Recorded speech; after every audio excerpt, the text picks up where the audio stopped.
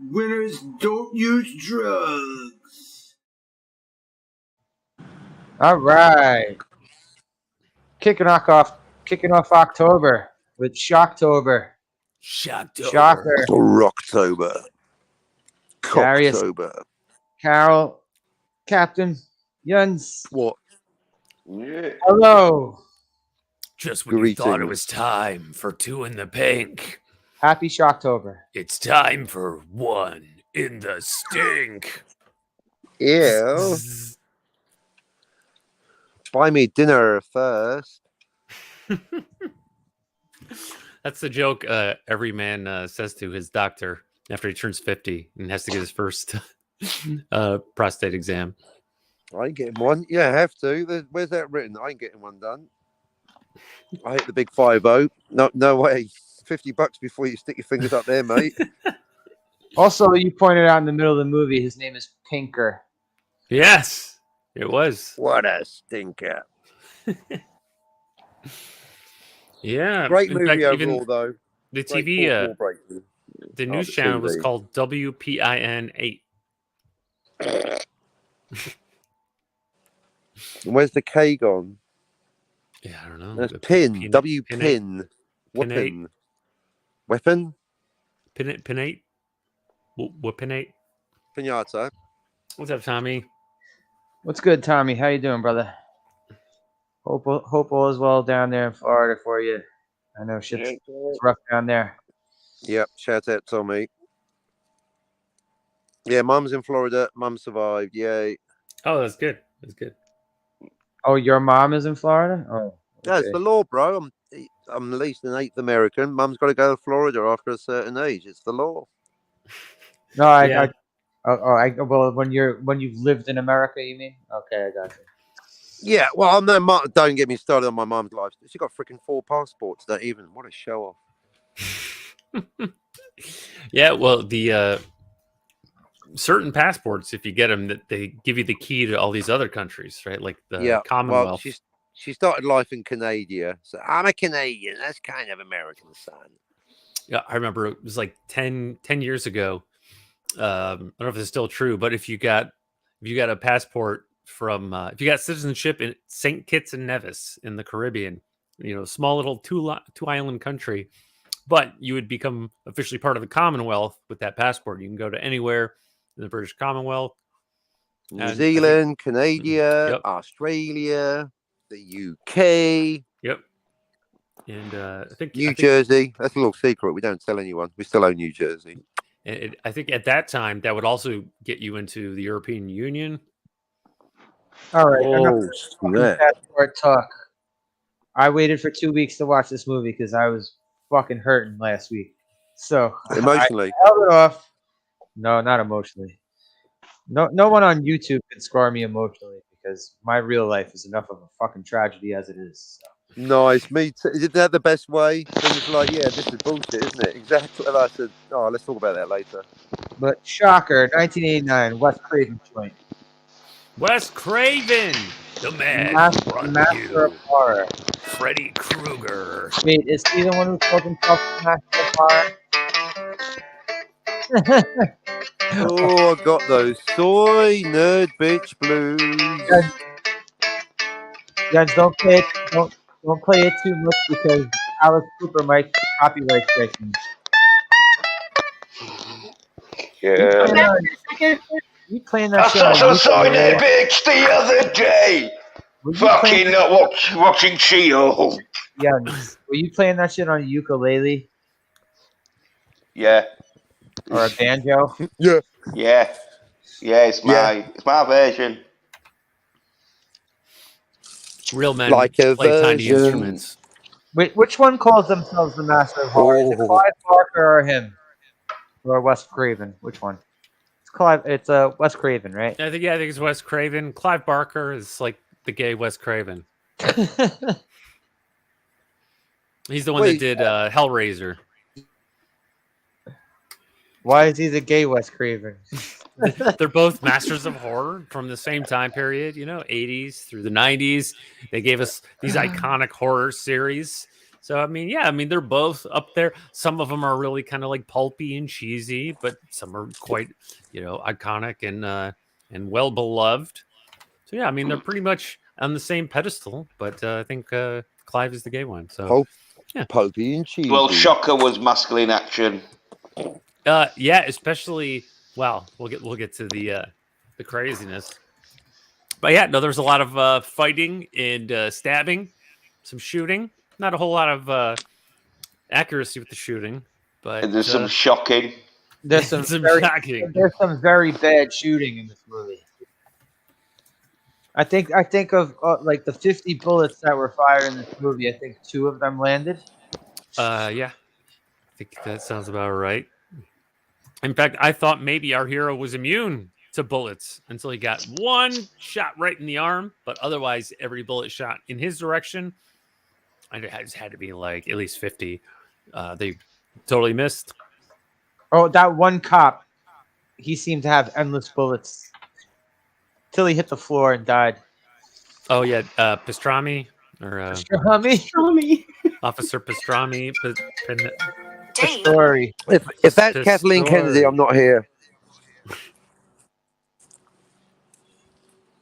All right, And the Jens, answer is still no. Jens, go ahead, break this motherfucker down because Jens is the one who says he studies these plots and knows them in and out. Oh, yeah. Well, this was a cross between Trick or Treat and Nightmare on Elm Street, which I like both of them films, so I love this fucking film. It's masculine action. It's about a dude who's fucking... Spoilers, he's got a psychopathic dad who's going on a killing rampage that he can see what he's doing when he's having dreams and that, and his fans like he gets his dad location where he's doing killings. His cop dad. Yeah. Cop dad. No, his real dad. But yeah, he gets his cop dad though. He's got a cop dad. He's right. adopted. Well, yeah. So he doesn't know. Our hero of the movie is adopted. Right, but he doesn't know at the beginning that the killer is his biological father. He does not remember at all, and his foster father is a lieutenant on the Spoiler police force. I mean, it's an early spoiler, and we figured it out way before he does. Even when he's told by the killer, I figured it out before the movie started. Yeah, before the movie even started. I realized it during the arrest of the killer.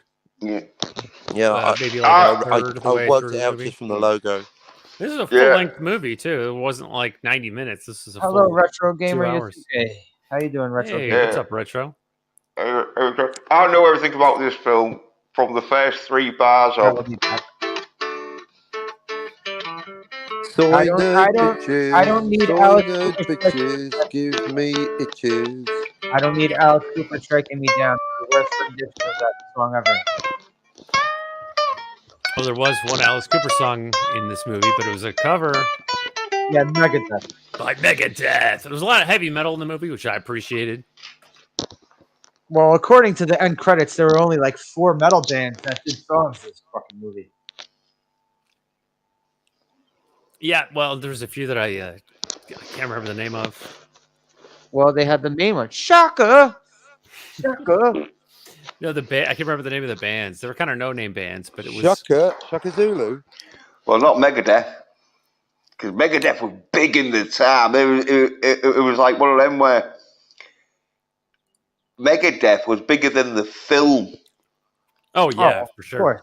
Yeah. Shit, Megadeth is still bigger than this fucking movie. Yeah. Well, yeah. Well, Sashi, I don't know though. They're on par for me. That said this movie cost about $5 million, and they were doing a big marketing push before it released, according to Wiki bullshit. According to IMDb.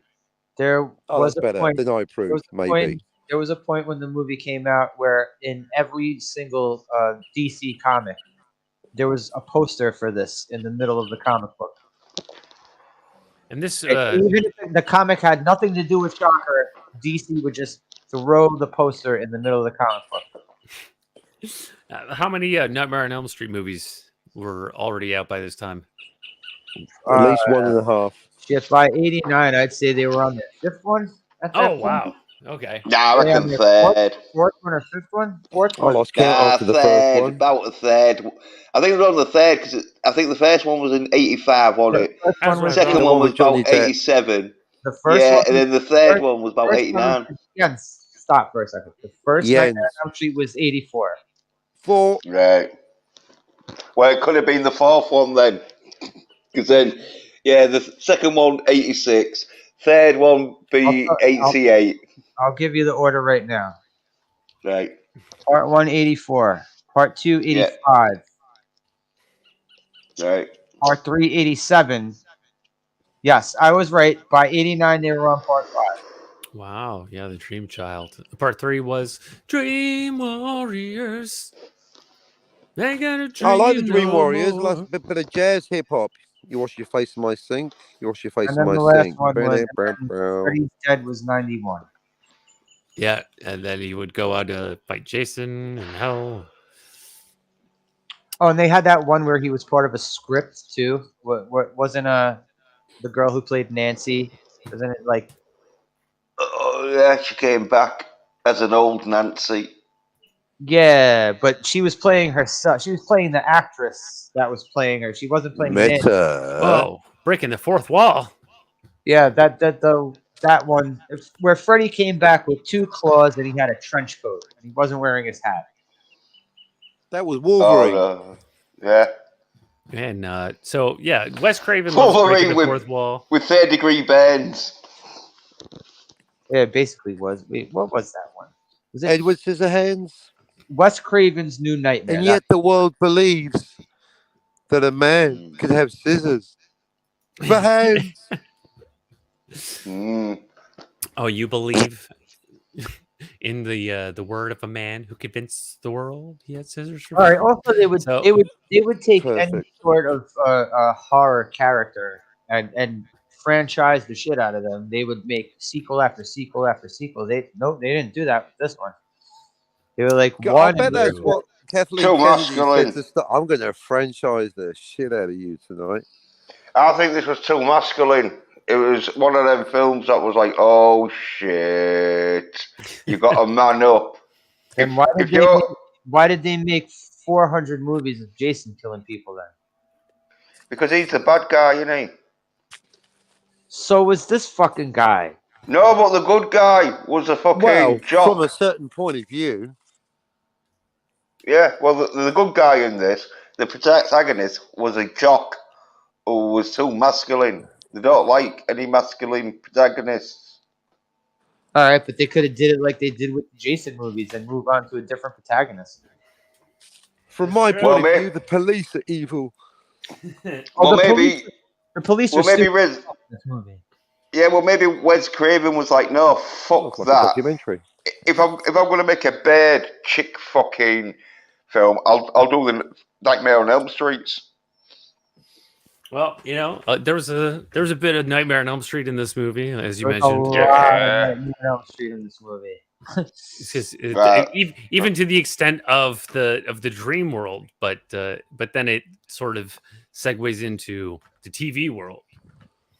All right, so how it starts. He's a football player. He's a shit-talking moron on the field while he's practicing. He runs himself into the goalpost. Shit talking moron. Standard YouTuber. Yeah. Yeah, and he gets a concussion. He'd have got loads of views if it had been if it had been filming his run into the post. Oh, yeah. I'm surprised you look at the camera and go, thumbs up and subscribe. Yeah. Yeah. Tommy says, "Where's Nick you- with the Horace Pinker figure?"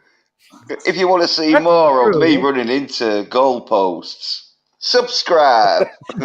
Click that thumb. You know what? I'm like sure there's some idiot that does that. I'm sure there is out there. Yeah. Oh yeah.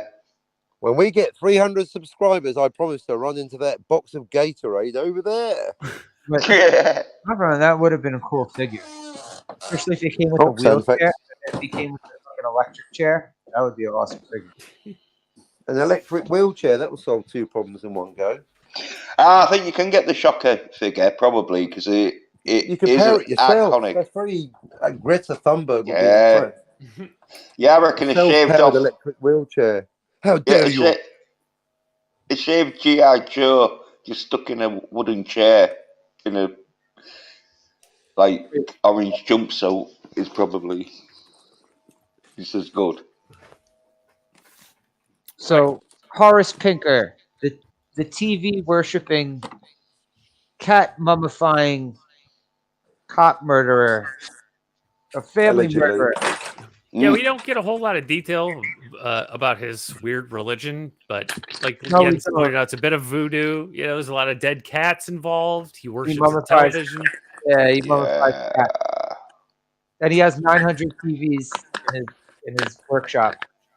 Yeah, That's some because John Campier shit right there. he's as I was saying, he's challenging. He's The TVs, not the cats, John. Not the cats. What's up, channeling. Paragon? How you doing, He's Paragon? channeling the voodoo. Yeah, Baron. He's channeling the voodoo sort of god through the TVs. That's how he gets his power Like through American the TV. gods, where there's like modern day gods, some of which are associated with technology. No, it's a bit like Poltergeist. You know where the fucking spirits use the TV as a form of Yeah, a and that film that connection. Steven Spielberg made about a poltergeist. What was it called? Yeah, Spielberg film about a poltergeist. yeah. E.T. No. No, I think it began with a P, but I forget right now. U571. I began anyway. everything with a P. But anyway, No. I'll have a P, please, Bob. his God can who he's worshipping to His can God has no name either. That kind of I bothers. know. You don't get Well, yeah, God. We get zero explanation of his God, of this spirit. yeah. Give me the power. You got it, baby. But he just challenges it through the TV, and that's why the TV is a important part of this film, which Well, all right. I fucking loved.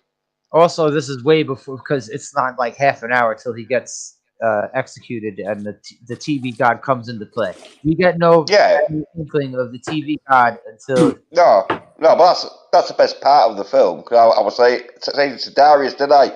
Darius said, "Oh yeah, fucking," because it was halfway through the film, and Darius was like, "Oh yeah, this is a good film." Like I'm getting, I was like, "Oh yeah, it's gonna get better now because he's gonna get his fucking power, his fucking whatever power." I am the power. Yeah, Yeah, there's like like three twists, I guess I could call them, in the movie, where the movie kind of opens up at different stages, and it gets it gets more and more interesting each time.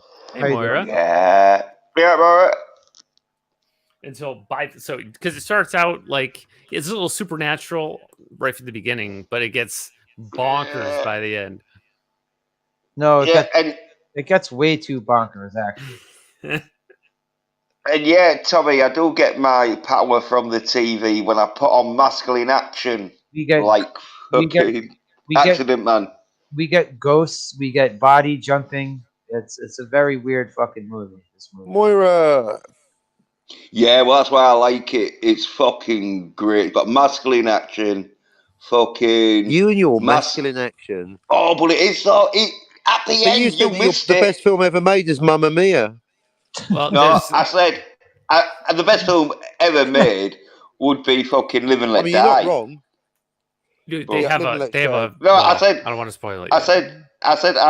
I think it's good, Mamma Mia, because it's got fucking James Bond. Actually gets his end away. Yeah.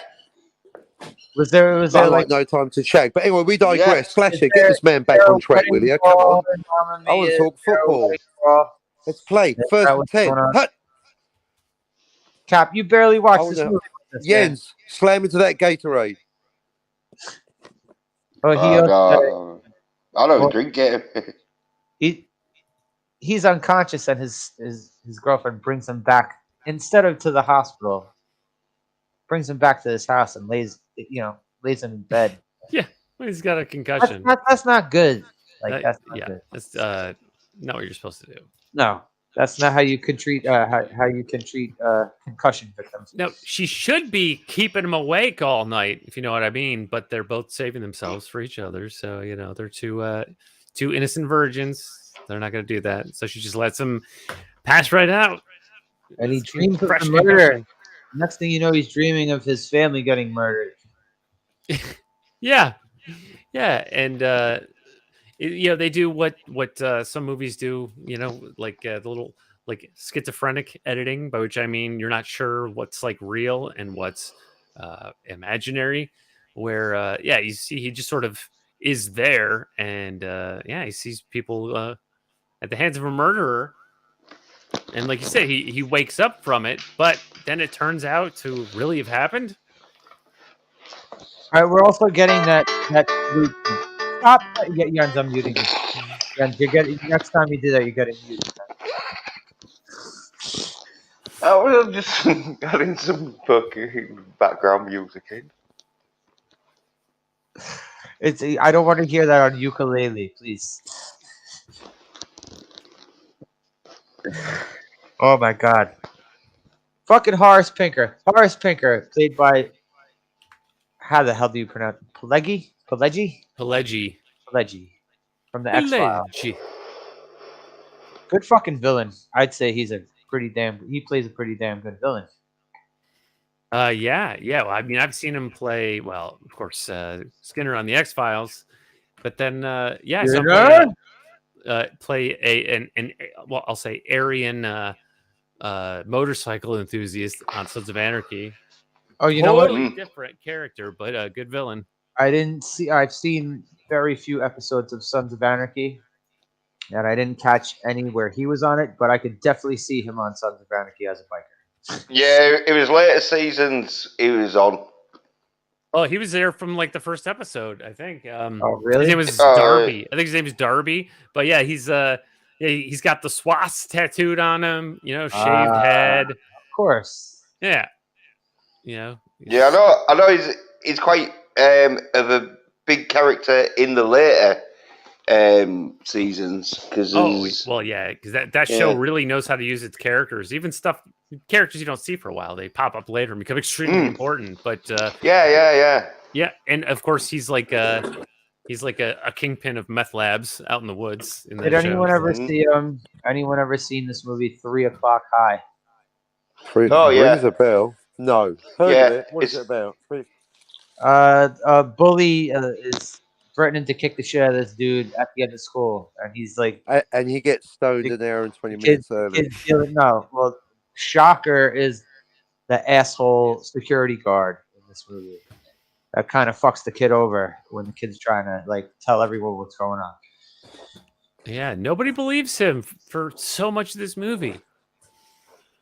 But it also doesn't help that he doesn't really make a whole lot of sense when he tries to describe things.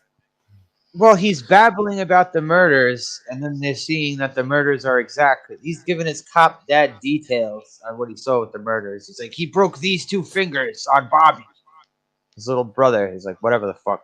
Whatever. That's the difference between you and me, Johnny. You're a baby.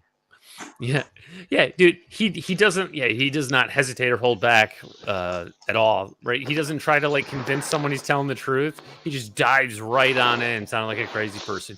I knew it was gonna happen. Exactly. I dreamed it. I saw my friend. Well, that's the papers. That's his problem, is that he's not like explaining it. He's not sitting people down and being like, now you're gonna think I'm crazy when I explain this. Yeah. He's just going, I wonder.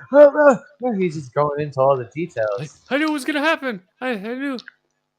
Running into that goalpost fucked him up. Yeah. Well, yeah, that's why I thought he was like hallucinating, or he was like he had some kind of interrograde amnesia. Detail, nice hair split on the type of amnesia. Interrograde, my favorite. Yeah, like Memento, or maybe he was like. I do love like some schizophrenic ambiguity in my shows, like Legion, right? Where, oh no, sir, you have fantastical delusions and hallucinations, right? You're not a superhero, right? But but then he was. So it's like I like that kind of stuff, that ambiguity, where we take their perspective. We're not sure what's real and what's not real. Like the Joker. Yeah, I hate that shit. I want to know. Who the fuck was what was real in this movie? He dreams. He has the Nothing. It's a movie. Slasher is not a documentary, and neither is I'm not Singing in the saying Rain or Pulp documentary. Fiction. Pulp Fiction is fiction. Pulp First Fiction. of all, when they execute people in an electric chair, they don't have their face exposed. No. So that right there told me, oh, this movie's bullshit. It had nothing to do with the voodoo or anything else. It was that point. Right, but even before that, he's astral projected twice. So it would seem when he falls asleep, he can like project his self somewhere else, usually wherever the killer is about to be. People can see him though. All right, but what ties do the dream world gods have to the TV gods? What is that? That's unexplained. That's the Craven connection. No, Yeah. I've told you, it's because they're using it to channel their energy through. Channel it's a portal. The TV gods channel. Comedy. It's their portal. It's like when in other sort of fucking thingies where fucking they use like an orb or whatever, then it's like the orb thing is sort of like fucking the important thing is how they connect or a crystal ball. Like in Lord of the Rings, because that's like a TV, isn't it? Sort of the Eye of Sauron is watching us. It's a TV. Frodo, that's not how TV works. You're meant to watch it. Jens, you dropped out in the middle of what you were saying, and you somehow came back. What were you saying? Yeah. I was saying they use the TV as a portal to the other realm. Was it after? Okay. So that's why it's. TV that's why world is the connection between us and the afterlife. Yeah. For Shocker, that's how he gets his power through the TV because his god uses the TV to transmit the power into him, and that's why the TV is Voodoo sort of TV guy, his Voodoo TV guy. Yeah. Or that takes sacrifices and skinned cats, mummified cats. Yeah. That's how he got the god to give him the power. Oh no! Wait, how he got the god to give him the power was when he's in his waiting cell to get executed. But he had to sacrifice everything for the god to like notice him. That's how like sacrifice works. And it talks to him like that plant from Little Shop of Horrors. You know, the feed me Seymour. The TV's like got these big staticky lips coming out, and he's like, "Oh yeah, baby, yeah, you got it, baby. Ooh, baby, that's the one I like." No, that's what I like. Yeah. But I thought the TV god was going to become like, you know, a major force in the movie, a big bad at the end. But no, he just kind of he's not really necessary after that. Just a way, like Jens said, to sort of give us a vague metaphysical explanation of the source of Pinker's powers. The TV. Oh, you and your vague metaphysical explanations. Place where he could hide out from. That's like where he's hiding from the real world. Right, which I think was part of the meta of the movie as far as why it was TV. Oh, he could also hide in electrical sockets too, as we see. Right. Yeah, but like Trick or Treat. Like when in Trick or Treat, Sammy Kerr's character gets like yeah, he has that same electrical jumping powers too. Yeah. Yeah, because he gets his power from the record player being played backwards, and so he's all about sort of like speakers and that. Any speaker, he can thingy because that's how he got his power from, like playing the record backwards. But and I think sort of the metaphorical reason why it was television in this movie was at least as far as Pinker and his connection to, you know, TV giving him his powers is the escapism of television. Like you said, that's where he hides out, as the escapism, and then also the just the drive to murder, right? Because television is kind of like a world of murder, no consequences, and so he just has this bloodlust that defies explanation. When the cops raided his TV repair shop, he had 500 TVs that were all on, and it was all showing like bombings and like piles of skulls. So we see where he's at. Well, in a way, it almost kind of feels like a precursor to Twin Peaks, which is a whole thing that cannot be explained briefly. But that's sort of like the overarching. It's the whatever it is that Twin Peaks is about that people are still trying to figure out. It has some connection to electricity, television, and like the fear mongering. There's even a scene with like a nuclear bomb explosion. And so this, I think this came out just before that show started. But I think you're right as far as the violence and the fear of television. And he just is like, because his bloodlust is never really explained in this movie of like why he's so bloodthirsty and just kills. Maybe he's just a crazy person. Yeah. I think the backstory of him killing his wife and child daughter and trying to kill his son. It explains that he's not exactly all there, is he? Well, but did he's not a happy camper. Did his whole TV connection happen first? Right? Was it because he came to worship the television and formed that supernatural connection that is what motivated him to kill his family? Did the TV tell him to do it, and that's what? Well, they didn't go that far back into his backstory. Right. They didn't. They didn't give us that. Shocker. There could have been. If there was a shocker too, they probably would have did like some sort of like origin story. Yeah, they did slightly leave it open for the possibility of a sequel. But Shocker 2: Origins of Pinky. Yeah, it's like he basically sacrificed his soul to the television god, for these superpowers. Yeah. God. Television voodoo god. Yeah. That takes payment in mummified cats. Yeah, who doesn't these days? Well, fucking. There's a price tag on them. Accepted in over 300 international locations now. Mummified cats. Tommy has a comment about this subject. He says they kind of ran with the concept. Do you know what you can get for 500 fucking mummified cats on the black market? I can get it. Because you won't be laughing if you know how much you could get for 500 mummified cats. All right, it's big business in China. I'll have to talk to my mummified cat guy, and then I'll get Milton, where are you when we need you? Milton? Jens has mummified soy nerds. No, we'll fucking do that. The only real question I have. Child's Play 89. Okay. Do you think I'd want mummified soy nerds around reminding me how much of a soy nerd bitch they are? No. I'd end up using them as target practice, which fucks up anything that you use as target. So, it'd be pointless.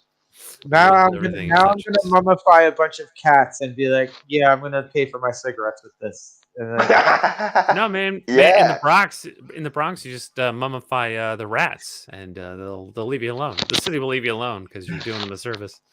Yeah, do a little rat statue thing. There's a lot more stray cats than I see rats around here. So. Oh, okay. Stray cat strut. In fact, that's the one. I'm sure all the wounded cats, the stray cats that I've seen that are wounded, I'm sure have been attacked by rats. Are they on a hot tin roof? Well, not all of them. By the Boomtown rats, because they don't like Mondays. Most of the cats around my area get attacked by foxes. Fuck's your lady. No, just foxes. Fuck's it. Crack fox. Yeah, that's the only thing Jens hunts for is foxes. No, because fucking, I think you get done, don't you? I think that, you can't go around just shooting foxes in the city unless you want fox. They're really bad. In the UK, you can't really shoot much of anything. I'm gonna make you wear a dress. No. real bad. Just can a funny sound. Jens, can you legally mummify cats there? Like, do you need a All license? the time. I think pal. if they your own cat and they died of natural causes, yeah. Oh, you take him to the taxidermist. I got you. Yeah. But if you Well, if you have start a car getting handy or a stray bus, cats, yeah, I'll go start take a strangling a few stray cats and that, and fucking start Yeah, Is that mummifying. why the shocker was dressed as a taxi? Because he was a taxidermist. Oh, Yeah. He was No. yeah, Yeah. he was an orange All taxi. makes sense my now. God. Yeah. Well. yeah. Here. That Judy had looked like the old timey pictures of like the chain gang breaking rocks on the fucking road.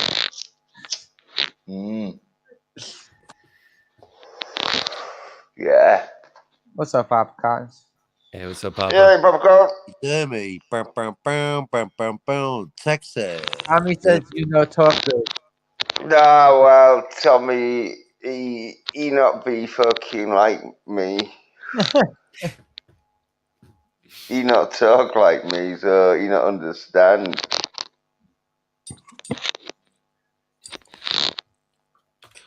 That's because he's good with his vocabularistics and such like. Damn right, boy. That's because he can speak all out American. I have a feeling Papa Cotton's seen this movie. Fucking one. As I say, I was saying to Darius, best 4 fucking like horror films of the 80s is Trick or Treat, Evil Dead, Shocker, House. Yeah, he could have House in, and House. Oh, yeah, and House too. Yeah, they're a bit like I know. Oh, right. Yeah, but it's action though. It's action. It's not watching fucking 1 hour of some bird looking out of a window seeing some strange dude. I mean, You're breaking the fourth wall, man. Yeah. Well, we had that sort of experience. That's like fucking everyday occurrence. That shit. Tell me some bird who haven't seen some weirdo looking in a window at night. Yeah, you that weirdo looking through the window. No. I don't need to. As I say, I was so masculine. I had sex with over 30 women, different women and all. Not the same woman 30 times. Yeah, because if you shag it, well, no, it took me 45 years. Fucking hell, I'm not fucking Brad Pitt. Or the basketball player. But also not Ezra Miller. Wilt Chamberlain. Yes, Wilt is still. Yeah, he's like got the all-time record. Yeah. Well, it's fucking hard when you haven't got fucking limousines. If I had a limousine, I reckon I'd be in triple figures, maybe quadruple. Yeah, you get a revolving door on the limo. Just churn them in. Yeah. You'll be putting up. You'll be putting up. True story. It's like running a Jaguar. Basically, you get one for Yeah. Oh yeah. If I had a Jag and all, especially with Equalizer. The never-ending shag. Well, yeah, a Jag and the Equalizer music playing out of the stereo, you're getting laid. Yeah. What were you saying, Slasher? Jens is just talking non-stop yin yang tonight. So just let him keep going on. Tommy said the most horrifying thing I've ever witnessed is Jens' destruction of the Queen's English. Well, it's the King's English now. Yes. Well, Siemens, you are an American who speaks American English, which is so fucking degrading to the English language. I think you better be quiet, young man. Tommy's the master of the East Coast vernacular. Yeah. Oh, hell. Yeah, I'm from the Midwest where I like to have a bottle of pop. I've never seen Return of the Living Dead. Anyone ever seen this one? This is an 80s joint? Yeah, I've seen it. I think it's in the shopping mall where they're fucking all locked up in the shopping mall, and for the first hour is just them like eat Walking Dead where they're doing fuck all, and then the last No, half wait. hour.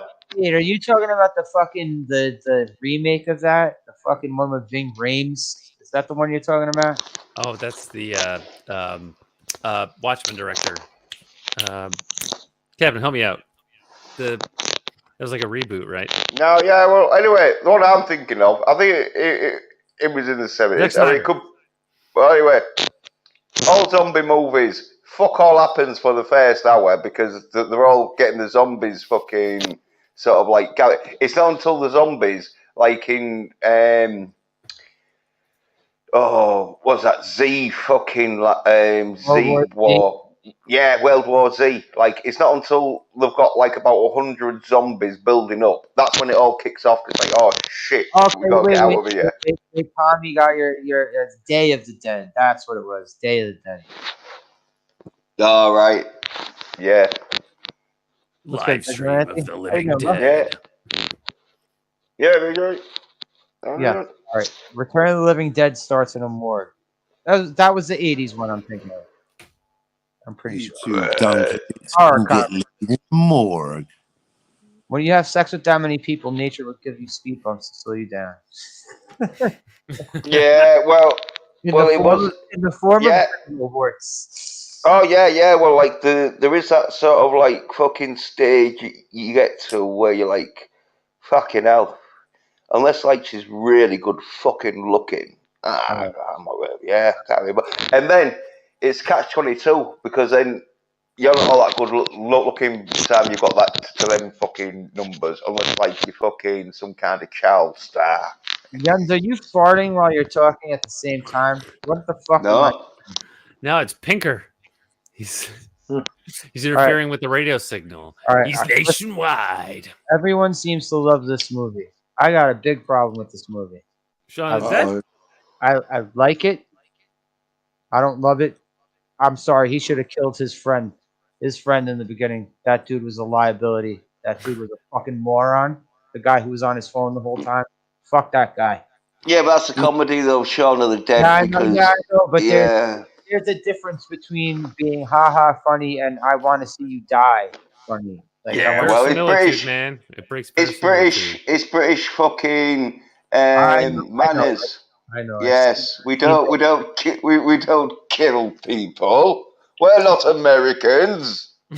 We don't just shoot give people. them withering sarcasm until they give up and go. No, you do it with a knife at least. Like a gentleman, like a.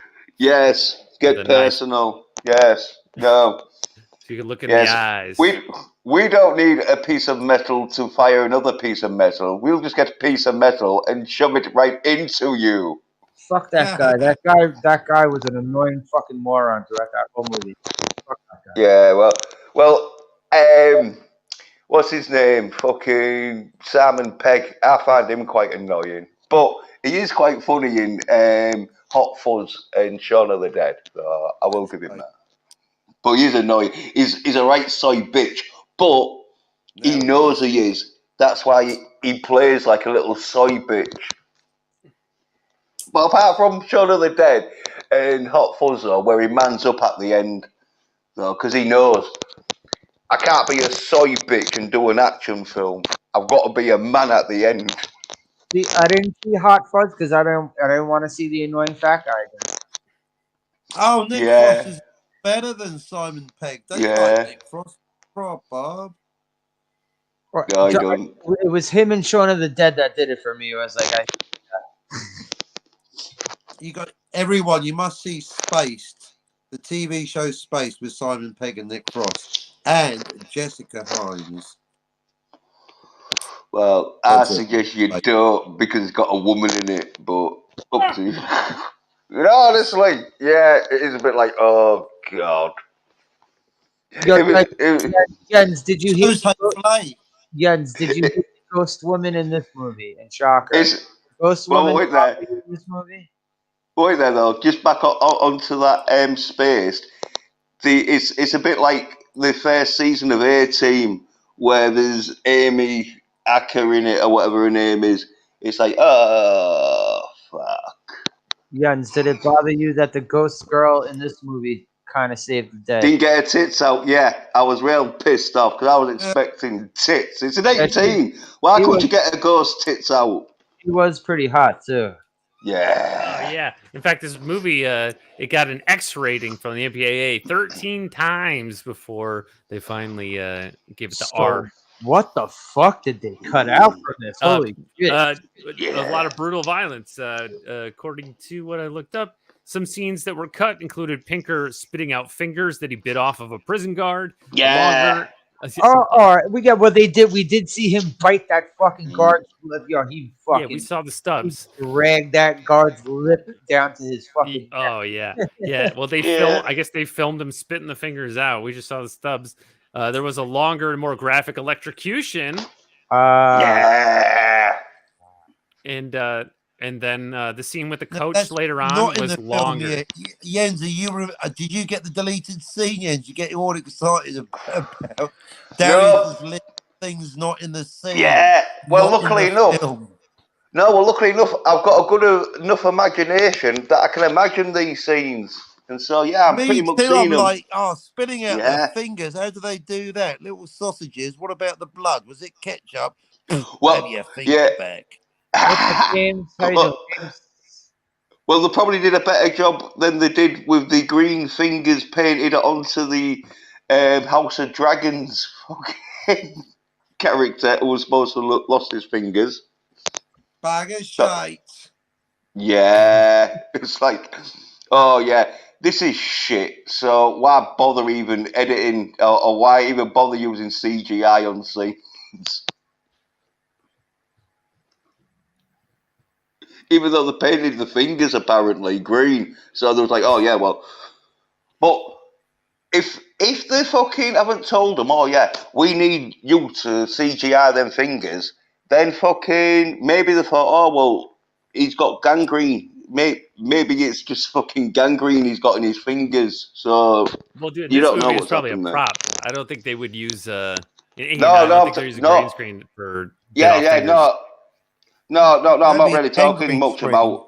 No, I'm not really talking much about Shocker because, as I say, it's so masculine and that people need to see it. If you haven't seen Shocker, then you're a soy-head bitch. You need to see Shocker. But no, I'm talking about House of Dragons. There was a scene. All right, no.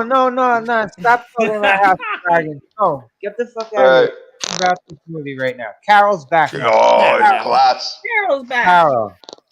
Welcome back, You Carol. were muted the whole time, and then you dropped like 2 other times. Carol. Yeah, sorry. I apologize. How'd you like the movie? I enjoyed it. What'd you enjoy about it? The cheesiness was fun.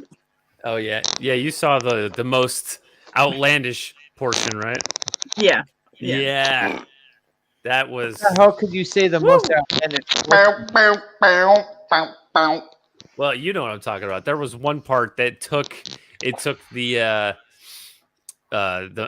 whole concept, the meta. Okay, all right, that part, that's the weird science part at the end. Okay. Yeah, it took it beyond the realms of really needing to make any sense. It was more of like that was like an art film within the film. I think there's a lot of outlandish part. The fucking the satellite dish scene, the dreaming and being in the water scene. Oh yeah, for sure. But like that was, a lot of stuff was pretty outlandish in this movie, but a lot of it was sort of grounded in the reality of the town. When his ghost girlfriend started coming at him in the water like a shark. Yeah. Like, whoosh! She's like making he's swimming, like struggling, and she's like whoosh right through the fucking water. It's like but once they entered, spoiler alert, once they entered the TV world, then it was all bets were off. Pity that we didn't see like nipples. I didn't really pause, but we didn't really pause it, did we? But I think she was wearing too much of a thicker dress in them water scenes for her nipples. That's true. You got a point there because she was wet a lot. Yeah. Yeah, there was like a whole water theme around her. Because he has a water bed. Everything in his room is blue. She's taking a Yeah. shower in the background, and then she's found dead. Spoiler alert: his girlfriend is found dead in the shower, and then the gone past that. We're talking about the dead girlfriend for like half hour. yeah. Well, the heart-shaped necklace that he gave her for her birthday turns out to be some kind of charm or ward to the powers of the Shocker, and the Shocker finds a way to throw it into a lake using a pickaxe, and so it's underwater. Now, since he is all right, we didn't get to the execution part. Yeah, we did. Because we said, like, yeah, he got, we didn't get to the rest because the kid is like, he's dreaming of these murders. Now he could switch bodies, is what I'm talking about. Yeah. Yeah. Lieutenant, his adoptive father, the lieutenant doesn't believe him, and then he does believe him, and he follows him to the next murder scene. He's like, I shouldn't be here. But, they basically, he makes it across a ladder to another roof and kicks it down. So our hero, the kid, jumps across while the cops go to the other building, and masculine action. Yeah, he fights him hand to hand, hand to knife for a few minutes, long enough for the cops to make it up the building and arrest him. So it's pretty early that the killer gets arrested, and then we jump right to his execution in the electric chair. He's not on death row for more than like 2 minutes. Yeah, and our hero wants to watch. You're waiting. If you're on death row, this fucking guy goes. By the way, I agree. Papa Cotton is correct. Nick Frost makes Simon Pegg. Yeah, agree. Yeah, they're a double act. Yeah, but he wants to watch. No, like, Nick I want Frost. to watch. In fact, Nick Frost, Simon Pegg without Nick Frost, Star Trek. Nick Frost without Simon Pegg, Hyperdrive. I rest my case. But isn't the If you haven't seen execution your when Hyperdrive, shame on you. Yeah. It's so we cut right. That's to got the, too many women in it. The execution. Oh, come on! Oh, it is. It's full of it. I don't know why they bothered with any dudes in that. With his final words before the electrocution, he looks at the kid and he basically tells him flat out that he is his biological father. Yeah, that's when he finds out that he's his daddy. Right. Well, before he kills the kid's mom. Before he gets dragged into the wheelchair is when we see the TV god at first. When his last request was not a meal; it was a TV, and he pulled the TV apart. Yeah. He pulled the TV apart and did this little voodoo circle. Give me the power. Yeah. In his cell before the electrocution. Yeah, so he's hooked the wires up to himself as he sits there in like this lotus position, worshiping it. Yeah, absorbing the electric charge. You see the big analog's lips come out and say, "Ooh, yeah, baby." How did he have all that stuff in his prison cell on death row?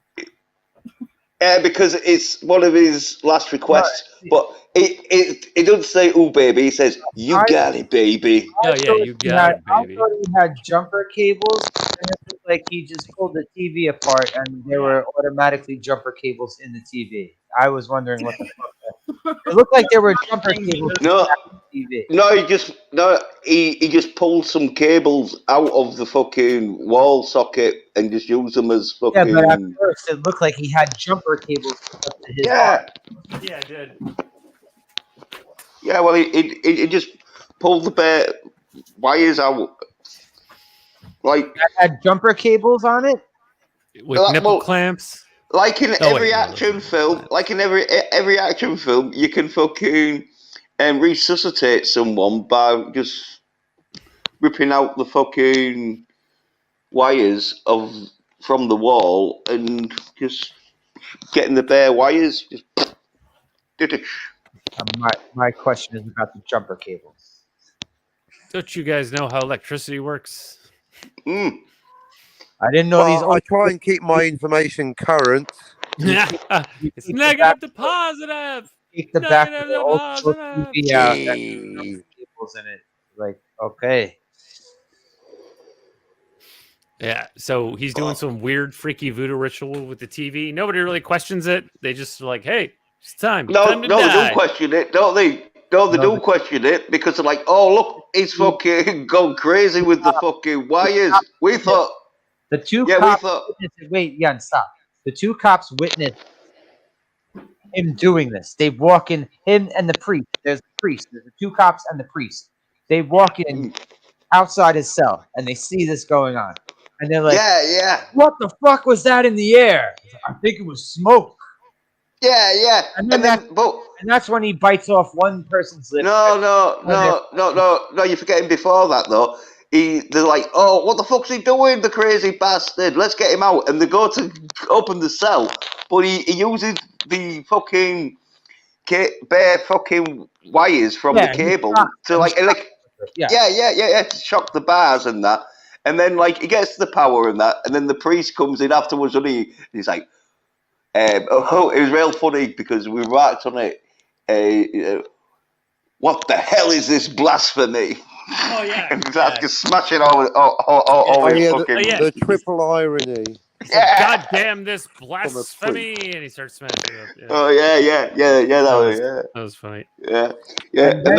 And then it's execution time, where we just before then though, he's getting dragged off because he's unconscious, and that's when one of the guards have to give him mouth to mouth, where he bites one of the lips and the fingers. Oh yeah. And then they start kicking the shit out of him, don't they? And then that's when they drag him into the wheelchair all beat up. Yep. Just got his shoot in there. And then he's on the chair for shock attack. Yeah. It's like, I killed your mama, boy. You got... Oh, yeah. They ask him, like, do you have anything to say before they put him in the electric chair? And they're like, do you have anything to say? Yeah, I do. He's like, yeah, I do. And he does the whole speech about, your mama, you shot me in the leg. Yeah, don't you remember, boy? I killed your mama, and you little asshole got that gun and shot my leg. And then his stepdad stands up and starts shouting, "Shut up, you daft bastard!" sort of thing. And then he's like, shut up. Yeah, and then what was he talking about? Yeah, and then the warden dude's like, "No, shut up." He's got his last sort of speech. You have to give him his fucking 5 or 10 minutes or whatever he's going to go on. Yeah, he's legally guaranteed his last words. Yeah. Is someone like unfolding a thing of tape right now? It's just this is equipment. Oh, I'll tell you what, yeah. It sounds like someone's unrolling a fucking roll of tape. I don't know what it was. It was this. Are you rubbing your hairy balls on the microphone? Ew. Yeah. It's because, right, every time I make a fucking comment on Shocker, I need to rub my balls on the mic just so I can smell my own balls, yeah. Static balls. It was that masculine? Yeah, it's one of my prenups, if I ever do interviews, that I'm allowed to rub my balls on the mic before I use it, or else it's... Well, see, when he answers with a woman, he hooks the electrical cables up to his balls so that he can stimulate the G-spot. We don't need that shit. And then he prays to the TV god. Give me the power! I've already got the power. You got it, baby. Yeah, I got it back in the 90s when I watched Shocker. I was like, give me the power!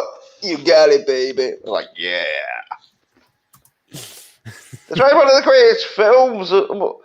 Like, that's it. Fucking great film. It's like corny as fuck, but it's a fucking horror film. So excited. Not since Mummification. Well, this is like the masculine fucking version of fucking Nightmare on Elm Street. It's like the Street. Well, yeah, it's like the electrical version of Nightmare on Elm Street. Electric Avenue. Yeah, but they then we'll take it higher. Electric Avenue. They just put something else because they just made it. They made it nice. TV. Yeah. There's Yeah. Nightmare on Elm Street with TV and electricity. That's all it really was when you think about it. Yeah, well, great though, Yeah. great. And really, 'Cause fucking the dreams really only serve to like ease us To find the into killer. the It was TV. to find the killer before the killings happen. Yeah. Right. Before why we would he can tell really the like press? switch on the TV, it's the dream. So yeah, the dreams. Why would he are- what, Carol? I don't know why he told the news that he. Oh, I also That was dreamed. dumb. I love Yeah, 'cause- how the news just fucking rats him out. They're like, he's this guy. He lives here. Come find him and kill him, Horace Pinker. oh yeah. Yeah. They're like, yeah. Well, the son of They the put it- police they put- they lieutenant. put his- they have him not just in the newspaper, but on TV. Yeah, talking about how he identified the killer, and here's the kid, here's his name and everything. Here's his photo. Here's where he goes to Yeah. school. Here's his Yeah. girlfriend. Before the killer was caught, when he's still on the loose, it's like, yeah, here we're gonna like as if they were using the kid for bait, but no, they weren't smart enough to do that. It's what Jens was saying when we were watching the movie is that the media are scumbags. And yes, they are big time scumbags. Well, then that's Oh, on yeah, they brand don't- for the film. Yeah, they don't give a fuck about your life if it's gonna get them a promotion. Yeah, John John Tesh. Tesh as himself. John Tesh is gonna be As- an asshole and fucking give Yeah. your address out.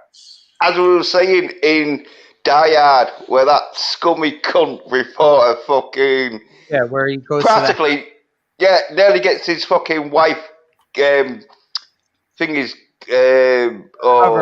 Cover gets his him wife killed. Yeah, what's his fuck? What's the fucking name of the dude in Die Hard? Fucking John- Bruce Willis. Bruce Yeah, Willis? John No. McClane. John McClane. He nearly gets John McClane's wife killed because he's fucking silly bastard, doesn't he? He's like, oh yeah, John McClane's up there and his wife's also there. And then Hans Gruber's like, oh, he's got a wife here. And then he sees the photo that she fucking put down. He's like, oh, come with me, bitch. I'm fucking got a job for you. Being a hostage. Well, also, it's scummy the way he did it because he fucking threatens the housekeeper. He threatens to call immigration on the housekeeper. Oh yeah, you're right. I forgot how we got the information, but yeah, you're right. Go on. There, fuck it. So not only is he fucking holding information from the immigration board, yeah, he's fucking blackmailing fucking immigrants. Slimy bastard. That guy was always good at playing an asshole. Oh yeah, yeah. Any 80s movie, I've never seen a guy in a movie where he's not playing an asshole. Well, he was so good at playing an asshole. I think he got attacked in that. Silly cunts. No, I think them silly cunts. Or like just think, and that's. I think he got attacked so much he stopped playing the asshole because he was like, no, I'm getting fucking abuse and all that shit. Johnny Lawrence, Billy Zappa, the dude who played Johnny Lawrence in Karate Kid.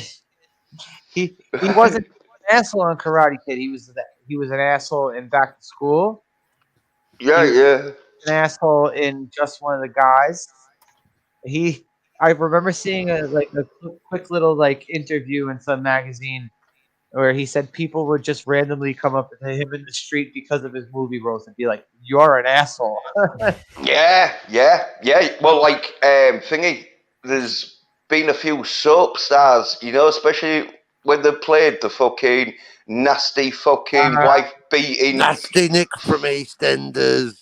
Yeah. They get shit from old grannies and that.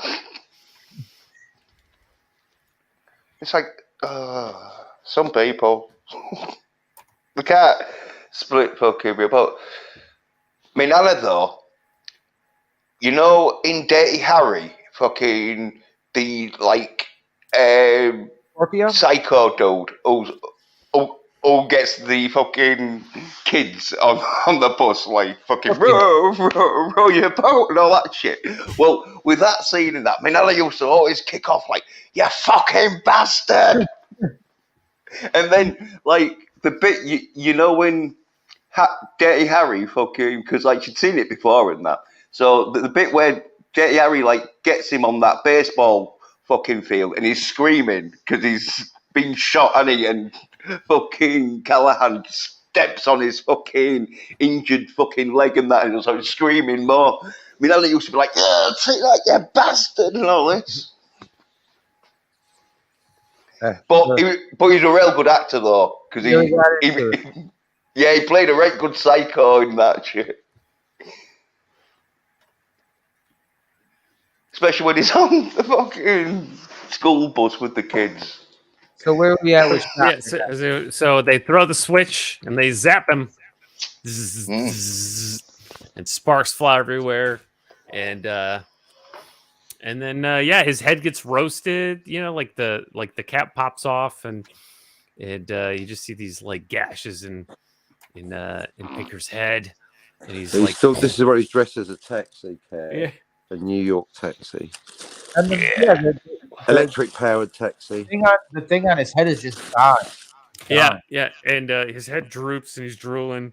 And so this doctor who looks like kind of like a sexy librarian comes up to him and touches his arm. No, she don't. Because he starts saying to me, you fuckers, gotta do a bit more, you fucking bitches, didn't do it. And that's when they're like, check him, go in there and check him. Oh yeah, she touches him and then she gets zapped, like knocked unconscious. And no, go on.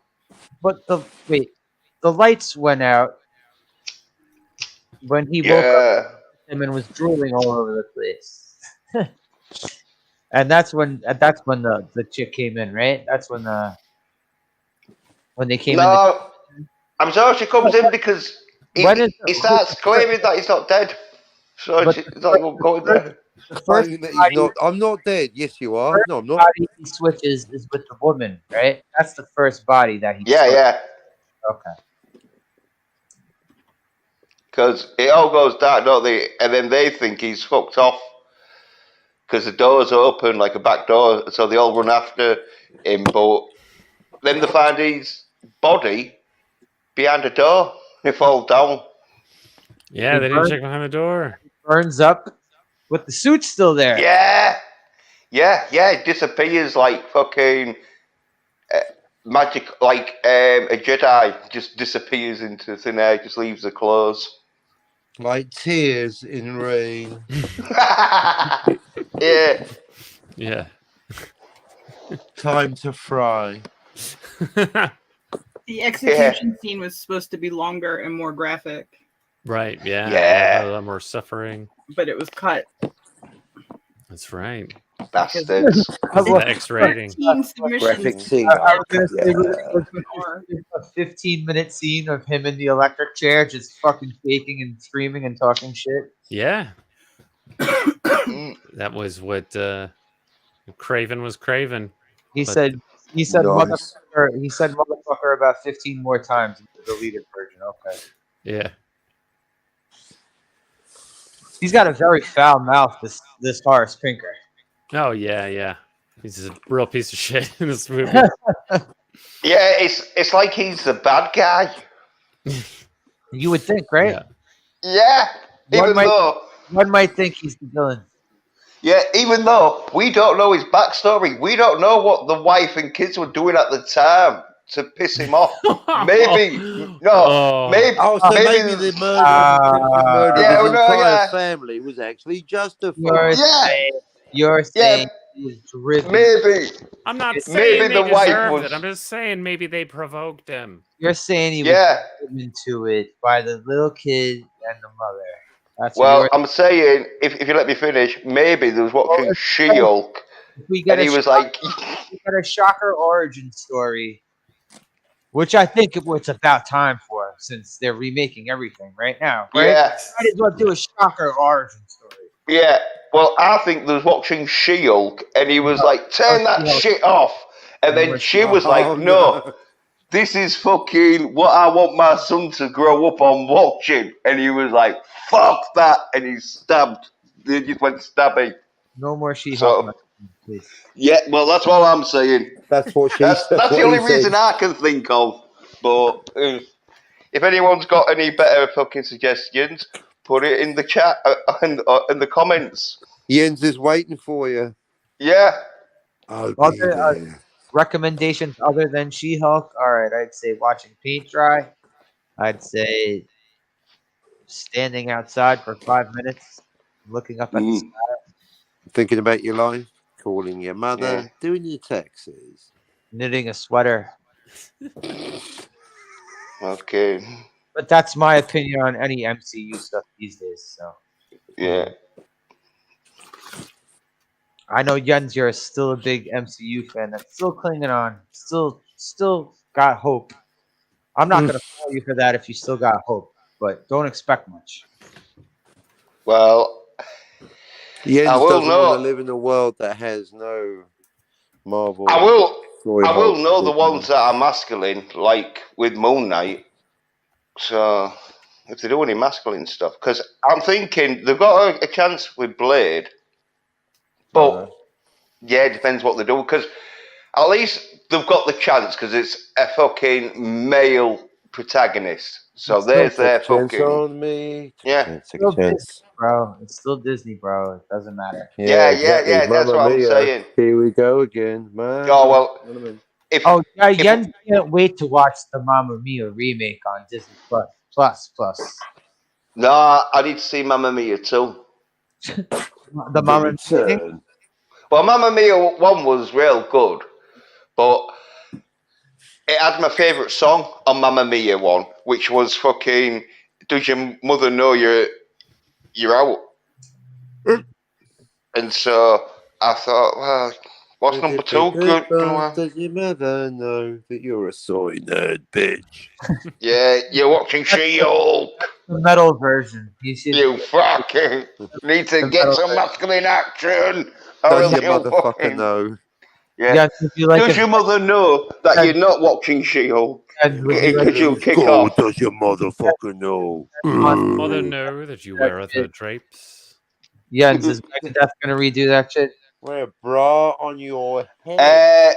No, but thingy, there is a few fucking metal versions of ABBA songs. Because Lemmy from Motorhead. Yeah, Motorhead. He was a big ABBA fan. Did you just say Lemmy? Lemmy from Motorhead was a big ABBA fan. Ace of Spades, the Ace of Spades, and don't forget the Joker. I know. I thought you legit said Lenny from Motorhead. That's what I thought. Did you? Let's go with that. Hey, Lenny, I'll put money. Right, Motorhead now. The reason why I know this. Spades. Oh, that goes the A's I'm of surprised Spades. Motorhead didn't have a song on this album. Yeah. Motorhead should have had a song on this album. The A's of Spades, and don't forget the Joker. Hey, Lenny. Hey, you win some, you lose some. It's all the same to me. Yeah, well, my mate, one of my mates that like I don't really hang around with now, but he used to take the piss out of me like in ABBA until he found out Lemmy from Motorhead liked ABBA, and then he just shut the fuck up about it.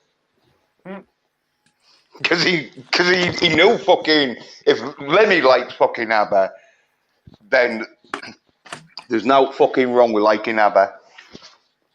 Okay, they're Don Certain on that score. There are musical artists that I don't mind that like Hanson, and just for the simple fact that Hanson played their own instruments, but I would never listen to a fucking Hanson song. No. I don't get influenced by.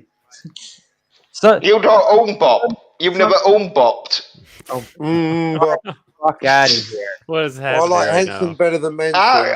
Not Manson. I thought Manson. No Marilyn Hanson, that's the missing. No, Manson was good. Attack of the Grey Lantern, so underrated. Listen, I thought New York was like a massive fucking unbop place. I thought there was unbopping all around the 2000s. Stop blabbing for a second, yeah, please. All right. Yes, Prince was a very talented musician. Sure, he had big hit songs and all that shit. So whole shit ton of albums. Doesn't mean I like his music. I could respect his musicianship, if that's a word. I just want your extra time and your I respect that. I respect that. It doesn't mean I like his songs. Wyclef, same thing. Wyclef, I can't stand. I don't like Wyclef. I don't like the music. But you know, he can play music. This is the sound of when doves cry. All right, Jens, did you watch Purple Rain? Did you go to see that in the fucking theater? No, it's too fucking like soy for me. Apart from the songs, but it's all about fucking Prince having a. I don't give a fuck, Prince. Just play the fucking song. The end bit though is real good. I like that. You know, where he's like, oh yeah, this film's been shit. The only reason why you're going to watch this film is going to want to play Purple Rain at the end. Really fucking good. I never saw the movie. I know he did like a one movie that was a bomb, right? Didn't he do one movie that was a bomb? Yeah, but so did Madonna, wasn't it? That, do you remember Who's That Girl? No, I don't remember because it was shit. All right. What was the only fucking movie that you could think of that probably made money that Madonna was? All right, no, wait. Dick Tracy and A League of Their Own. Those are probably the only two fucking movies that had Madonna in it that people were like, wrong. It wasn't Tomorrow Never Dies.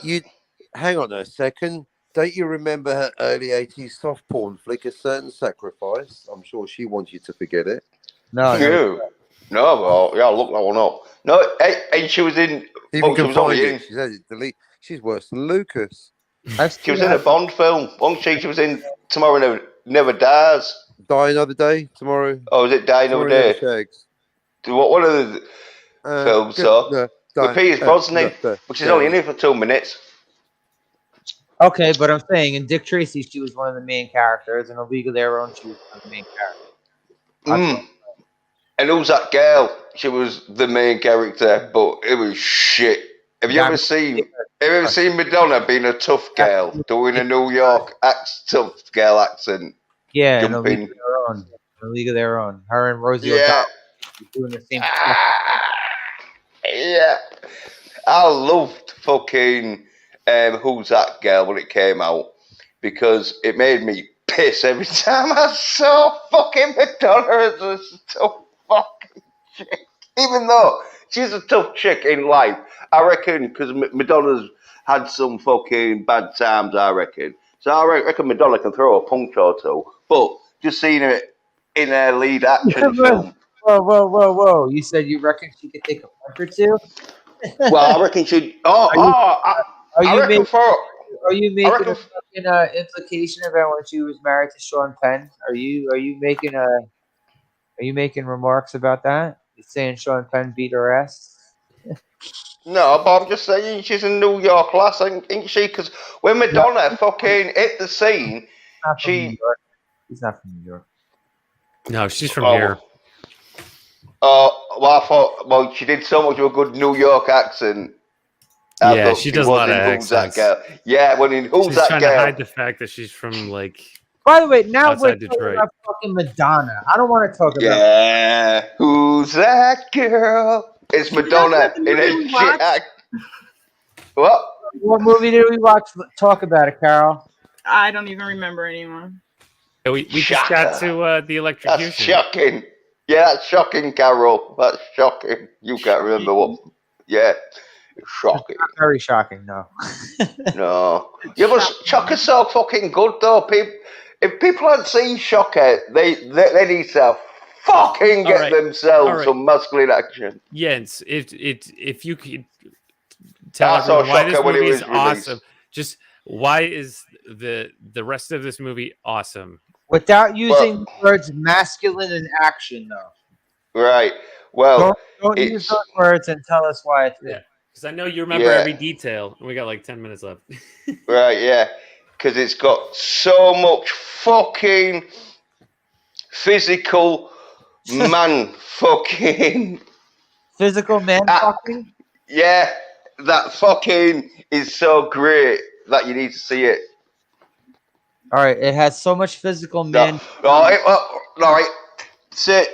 On a serious point, though, it is revolutionary because when this film came out and that, the shit that this film, for the like effects it's got and that, people was like, oh yeah, fucking amazed. Like, obviously, it's dated nowadays because everyone's seen fucking people getting like stretched out of TVs and fucking going. Yeah, very 80s with that shit. It was tremendously 80s with that.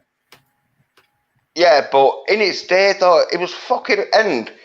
It's a proper fucking lads film. It's one of them films where fucking it's got proper lads film. Yeah, it's got rock and roll fucking bands in it that's playing songs. It's got fucking masculine action. That fucking no, you can't use those words anymore. Yeah. All right then. Well, it's got action. It's got fighting in it. That's for men. That men like. And then fucking, it's got like a great fucking storyline of like a dude getting the fucking his like manhood of taking down his crazy dad. I would say it doesn't have a great storyline. It's got a fucking does. It's got a storyline that needs a lot more explaining. A storyline. Looking at you, She-Hulk. We need this more. We need more explanation of the storyline. What I thought. No, well, it's great storyline. It's about a dude. TV God. I want to know about the TV God. Let's get into a story of the TV God and what other people the TV God can possess to do this sort of shit.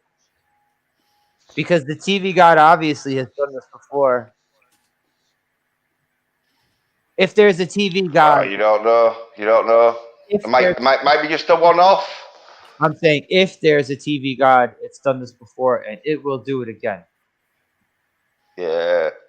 That's what I'm taking away from this movie. And it's still nameless. It's not Gozer. There's no fucking like it's not the Blair Witch. We don't get a name to this TV God. Yeah, how did he find out about the TV God? Through I reckon the mummified cat spoke to him the way the dog spoke. I think the TV god's called Lippy. Wait. Lippy? Yeah. How do you know this? You looked it up? Yeah. I think it's in the credits.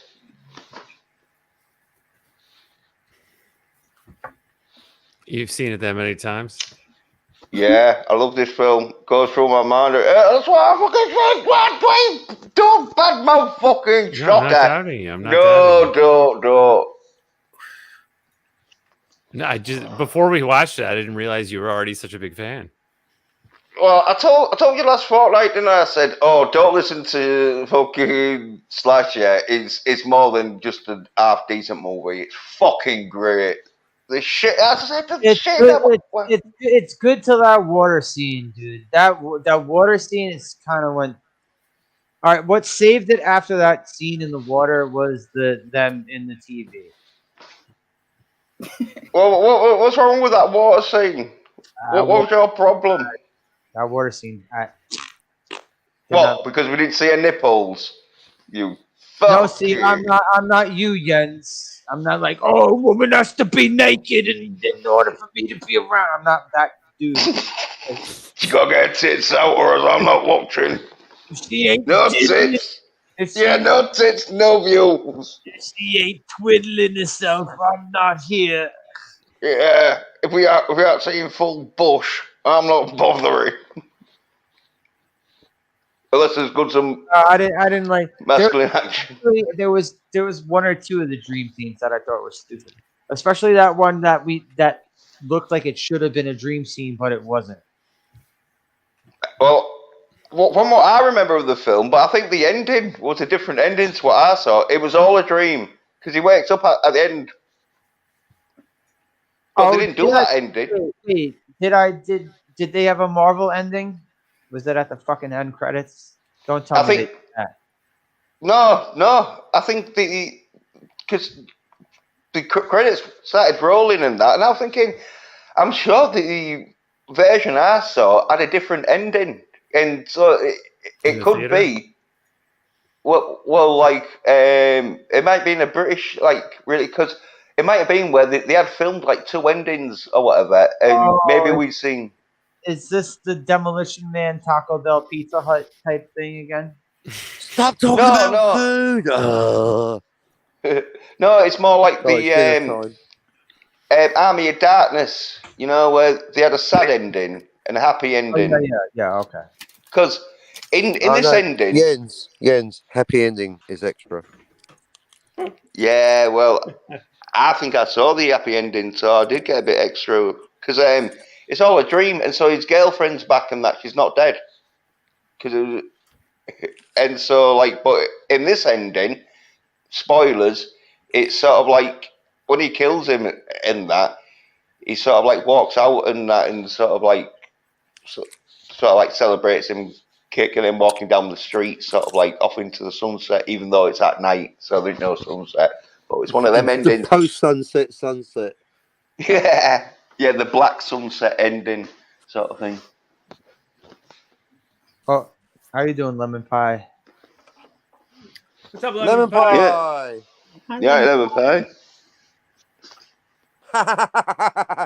Brilliant. Captain is here. This is going to be depraved and cerebral, no doubt. You know it, baby. What? Cap, go into your cerebral view of this movie. I really like the way it broke the fourth wall repeatedly. I think that was a key benefit to this movie. Yeah. It had me thinking more than 3 versions of Total Recall, and I'm not even talking about the one with Jessica in it. Yeah. Hey, Captain, what was the best? Yes. I was going to say, what was the best bits of the film, apart from the beginning and the end? The middle. I love the middle when he went into the TV, broke the fourth wall. You thought he was dreaming. He woke up, and you're like, now he's not dreaming. We're back in reality. But then, no, there's an unreliable narrator. This is my favourite bit. I'm really trying to get into it. Don't stop me. Don't stop. Yeah, shut up, Slash, yeah? Leave Cap. Yeah, no, I like films where they break the fourth wall and there's an unreliable narrator, but not trends. What? Look, do you mind? I'm trying to really describe the film the way I enjoyed it. Yeah. The photography was amazing, acting superlative, dialogue excellent. But really, the fourth wall breaking, the toying with the unreliable narrator, the dream sequence. I mean, for me, it was a visual tour de force. The tea stirring. Lots of toy soldiers, amazeballs. Those coffee, how dare you? And now the guy dressed as a taxi. I mean, they could have got Danny DeVito, but they didn't. It was amazing. A tour de force. 7.5 out of 5. All right, wait. Danny DeVito playing like Shocker himself. Oh, well, because if he'd worn the thing, because he's looking like a taxi. It goes back to the fourth wall.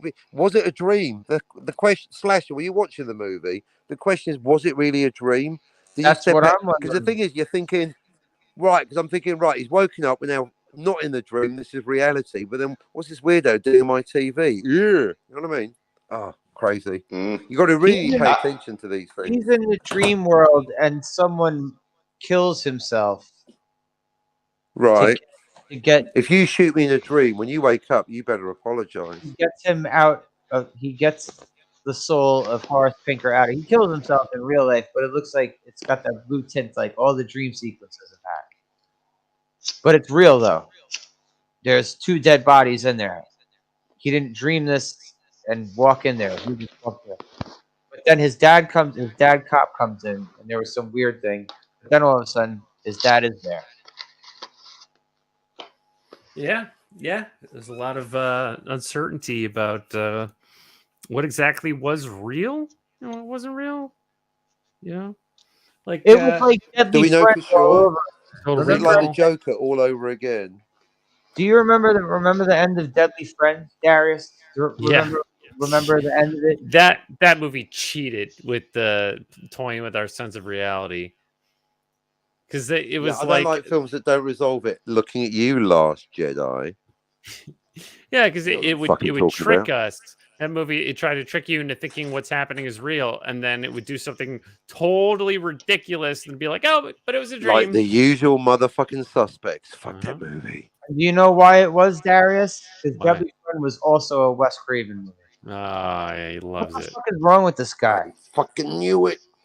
I mean, it was the 80s, you know, he was still young, probably on a lot of coke at the time. You know, he wasn't as refined and matured as he would later become. Thank you, Lemon Pie. Thank you for that. I mean, like, even Scream, he always has a little bit of meta going on in his stuff, too. I mean, like, Scream is known for being kind of meta. That's part of the whole brand. And that was sort of an evolved Wes Craven after making all these movies back in the 80s. And, you know, like, less so with Nightmare on Elm Street, where it's, I mean, yeah, it's still there because they're, you know, he can only get you in the dream, right? But when you're in a dream, you don't know that you're in a dream. And so it was unless you go lucid. Right. But so, I mean, in a sense, it was always there in all of his films to some degree or another. He just toys with it in a different way. So, I mean, that's kind of like, you know, a centerpiece motif in his work is the you know, motif. Reality versus fiction. The other shit. Yeah, kind of. He's like the Philip K. Dick of horror movies. Ooh. Right. So Dick.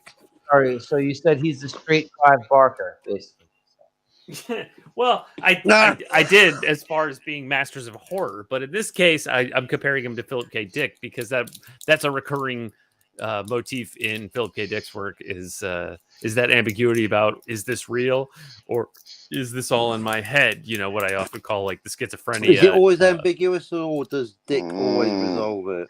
Right, like in, you know, most famously in Total Recall, when, you know, he early in the movie he wants to take a vacation, but he just takes a vacation in his brain because it's like easier that way, and so he wants to be like a secret agent, and they're like, "Oh no, it's going wrong," and then so they have to back out. But yeah, but he is a secret agent. It's not a dream. If you not listen to the end show, right. But he finds out that he finds out that he is a secret agent. He did have a totally different identity that got wiped. How's right? The adventure is real, but Quaid isn't.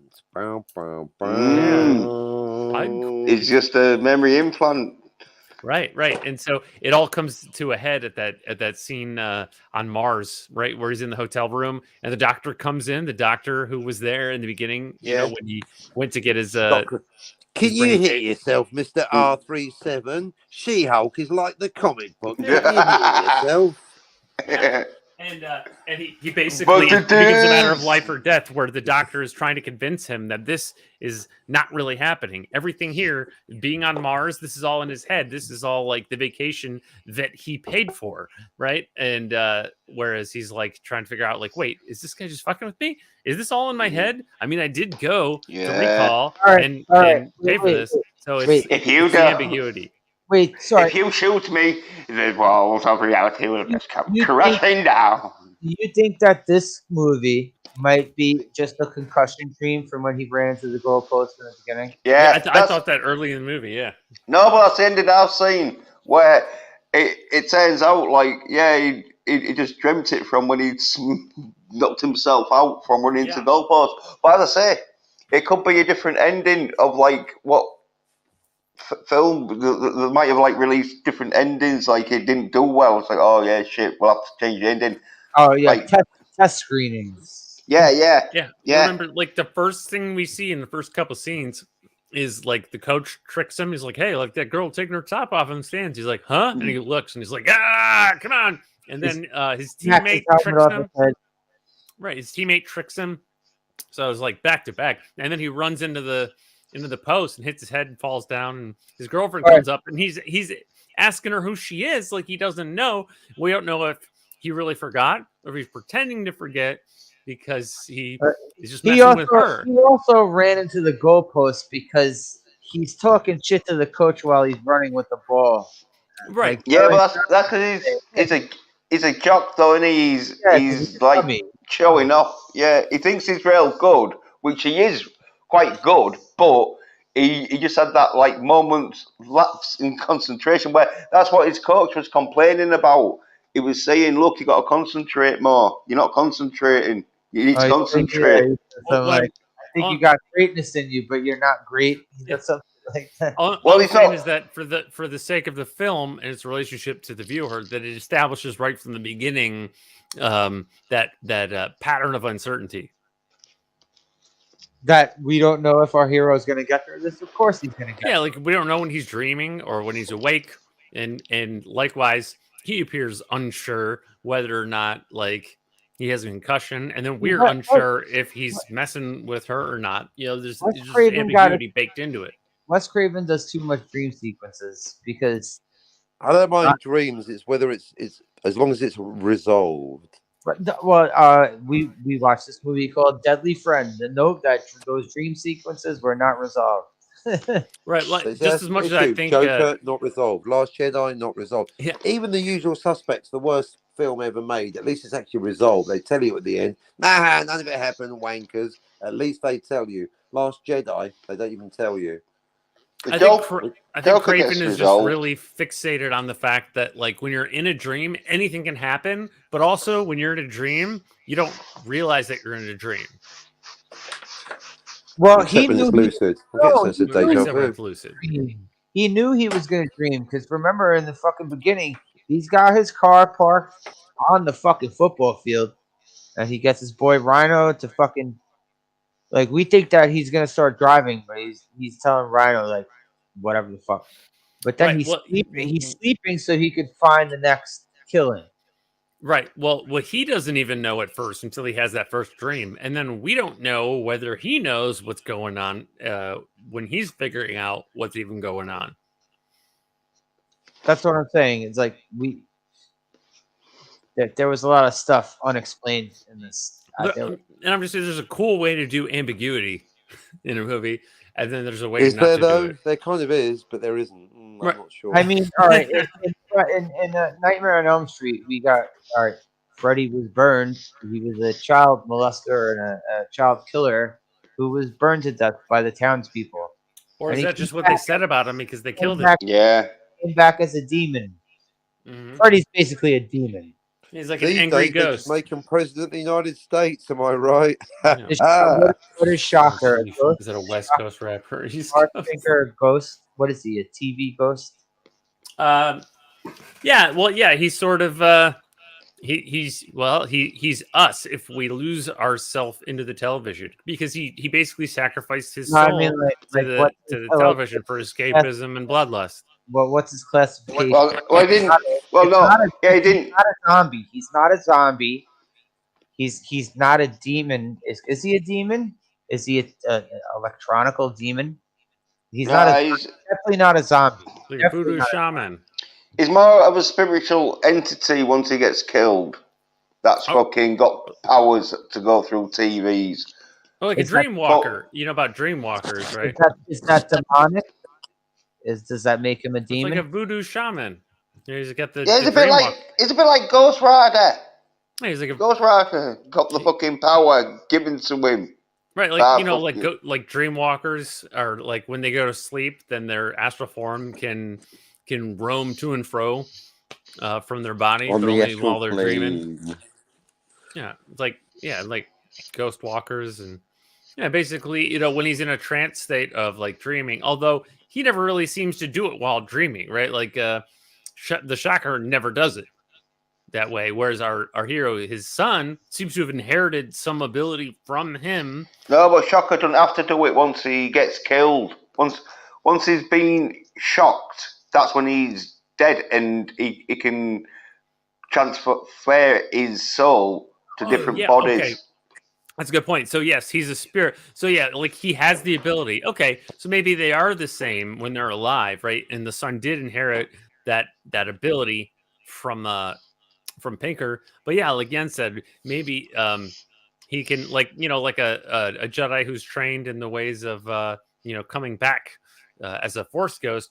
That because of Pinker's like training of his ability, that when he dies, he's able to control his spirit. So he becomes a spiritual entity because he never really has a physical body again for the rest of the movie. He only possesses other people's bodies before he becomes tangible in the TV world. The very end when he becomes physical again. In the TV world. When the camera's on him. Right, That's because what- of the rules of television. Well, anyway, let's get back to the film because we was at the point where he's been electrocuted. Then he transferred his soul into the woman who checked to see if he's dead. I'm gonna say let's speed run this this motherfucker because I don't want to run over 2 hours. Right, and so then he fucking in the woman's body because she's getting like driven away because she's being shocked and that. Well, he turns up that he's in her body and she goes crazy, kills 2 cops and that, and blows herself up in this fucking car They hit like a accident. portal or something. Yeah, and then they fucking go. Well, it's back to the dude in where he's sort of like at home, and then fucking the cop. That's one of the cops that got blown up. Is knocking on his door, where then he hears on the answering machine that his dad's saying that the cops didn't survive and that. And so then the cop starts to shoot at him, where he runs off and that, where there's bad shooting. He tells him the cop left the hospital without everyone. Yeah. And he's looking through the people at him, and then he turns his face to the people, and his face is all scarred up. He's looking all fucked up. He pulls his gun. He pulls his gun out. Basically, he shoots his way through the door and chases him through the park. Some good masculine action. Oh God! Even though bad shooting, but nice running though. And then gets to a stage where he transfers his body into a jogger because the body has got fucking collapses as an heart attack, doesn't it, or something? Because the dude's a bit of a fucking sweat hog. He tries to trick him too. Yeah. When he's dying as what the fuck was his name? Palazzo Peruzzi? No, the fat cop. Petruzzi? Yeah, somewhat like that. Well, then from the jogger, you see this scene where this little girl on a bike is like pedaling off, and her mum's looking for. Just watch where you're going. Okay? He's like, okay, sorry, mister. Yeah, then the mum, she's like saying, "Oh yeah, you seen the daughter?" And he's like, "Oh yeah, she's over there," and that, and then fucking. She freaks out because she saw him get. She sees that his fucking arm got shot. Yeah. Because the fat cop is firing about fucking 50 shots at him and only hits him with 1. Yeah. Her body. Well, anyway, he goes looking for the girl, doesn't he? And then he sees like fucking the jogger. The girl sneaks up on him with a bulldozer because the girl got inhabited by the dying jogger. No, yeah, but he's going looking for the girl at times, and he sees the jogger, and that's when he sees the bicycle, and that's when the girl fucking creeps up on him. But it's Shocker, dude, who's in the girl's body. She actually sneaks up on him with a bulldozer. Yeah, there's a funny bit where they get like a little girl to say something like, "Yeah, let's get this fucking machine going," because he turns the bulldozer on. Yeah, and then fucking he starts to like have a little fight with this girl, because it's Shocker, but Shocker like runs off and that, and he grabs her, and then the little girl, who's Shocker, boots him in the balls, and then the mother comes. Yeah, the mother comes. She's all like, "What are you doing to my daughter? You fucking crazy!" But like jumps on him, starts scratching his eyes and that, and then he gets that bracelet and that necklace that his girlfriend gave him, and throws it on him. It's the power of love, and it's yeah. Even though she got killed by Shocker, and that where there was a big pile of blood in a. She got brutally murdered by Shocker. Yeah, we didn't even get into that. Holy shit! Because I want much to get into because got caught. We were talking about a whole bunch of other things that we didn't talk about. The brutal murder of his girlfriend. Yeah. Well, anyway. Blood in that bathroom. Anyway, the mother sees fucking the daughter in that fucking soul, or Shocker's soul, coming out of the daughter's body in that, which in them days, fucking real good effects and that. And then she's a bit shocked where Shocker goes into the mother's body, where then this dude comes over who's asking if the women are okay, where then Shocker goes into his body. He's like, is this guy bothering you? Oh, yeah. Captain Sabaho. Like, yeah. Well, anyway. All right. Lemon Pie wants to know, Jens. Is there an Irish or Scottish accent? Oh, no. He's from Tennessee. Yeah. Maybe from Jamaica, man.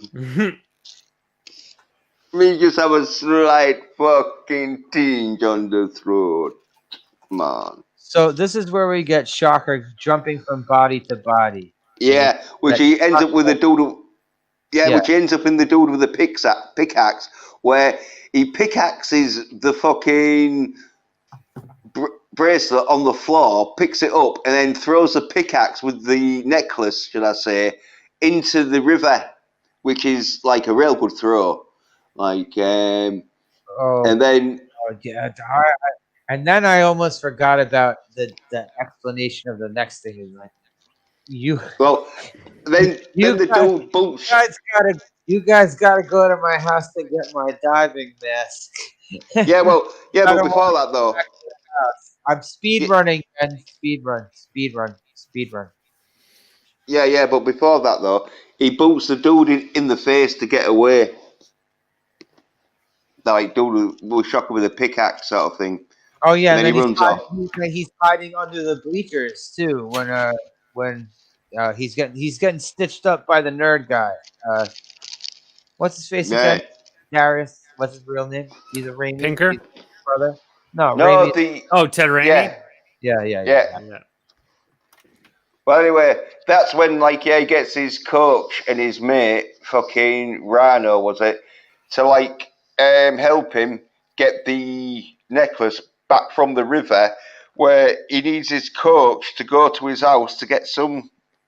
He says he doesn't want to go back there, but he has to go into the water to get the necklace, and he needs a diving mask.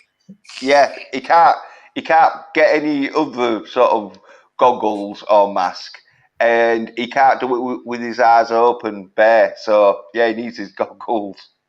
But anyway, we don't know how much he could have actually went into his college. He could have easily found some sort of fucking goggles in his college, right? He could have went inside and did that. Yeah, well, he could have easily just gone to any fucking sportswear shop and got. But anyway, that too. Yeah, it's getting an hour and 20 minutes or something that the coach hadn't turned up with the goggles and that, so he tries to just go in there manually, but then his mate tells him, don't bother, we'll have to go back. So go back, don't they? And then the coach is there, but he's been took over by Shocker. Where there's a bit where fucking the dude tries to fucking talk to the fucking coach. He tries to Lemon. He tries to will it the out. Yorkshire accent. That's Yorkshire. He tells him. God's own county, they call it. He tells the coach, "You can will Pinker out of you. Just do it." Yeah. And coach ends up murdering himself. Well, yeah, he knows that he's unable to get Pinker out of his body, but he's got the ability. The nerd's dead too, right? The nerd's dead. Yeah, well, he had the ability to stop Pinker from fucking controlling his body, where he sacrificed himself, and then the nerd's dead, which probably watching She-Hulk wanking off in the cupboard got fucked over. Swear to God, you say She-Hulk one more time, I'm going to reach through this computer. Yeah, watching female version of the Hulk, the soy bitch. Jens, I'm going to unibomb you if you do this. All right, well, anyway, so then fucking Shocker is comes out of the body Chaka and Khan. that, and he's gonna like kill the dude, but then his dead girlfriend comes in where you, Sasha, were saying you thought the ghost bullshit. effect was good. Ghost bullshit in this movie. No, but you thought the ghost effect bullshit was good. No, I didn't like the ghost bullshit in this movie at all. No, you thought the effect that they used for her ghost was good. No, oh wait, when she went through the water, when he was in the water, yeah, that was good. When the way she came at him like she was on a fucking jet ski, yeah, that was. No, I was talking a bit where she just comes out and uses a light from her chest, but you don't see no tits, unfortunately. But the light from her chest comes and like blasts Shocker away through love. Oh yeah, with the fucking necklace. Yeah. Yeah, gives him it and that. And then he escapes through the power plug. And then, because the... Right, well, his dad, him getting his, taking over his dad and the satellite dish part. Okay, I want to talk about the satellite dish part. Well, wait there. Give us a minute to get to that part, because when... To find out, like, Chucker... Well, no, speed run, yes. What? Well, yeah, a minute. Because the coach and the nerd's dead and that, the cops come in, where is his dad, and they have to take him down for questioning, where Shocker gets into his dad's body and then gets fucking... See, there we go. Speed run. Thank you, Jens. Now you know into the car. Yeah, and... His mate Rhino smashes the window to get him out because he knows that Shocker's now possessing his dad, where his dad then chases after him, and I don't know how Rhino, his mate fucks off, but anyway, his dad chases him to the sort of television, satellite dish, where the dude starts climbing up onto the satellite dish to escape from his dad because he's escape from Shocker, who's possessing his dad's body, who's got a gun shooting at him. And then so he climbs up. Take it away. That's it. So he starts having, like, he takes him up to the very top, right where the satellite dish is. All right, his dad's a bad shot, too. When Shocker's taking over his dad, he's a bad shot, too, because he shot about fucking 15 shots at him. Didn't hit him once. He's a shocker of a bad shooter. Yeah. Shockingly bad. Yeah. At the top of the satellite dish, he starts giving the same speech he did to Coach, trying to will Shocker out of his stepdad, foster dad, adopted dad, whatever the fuck you want. And he kind of does it. And then all of a sudden he Shockers out again and tries to kill him. Until he tips over onto the side of the satellite dish. Holding on for dear life. Yeah, that's a pretty strong satellite dish because. Well, it's quite big though. It's not a small one.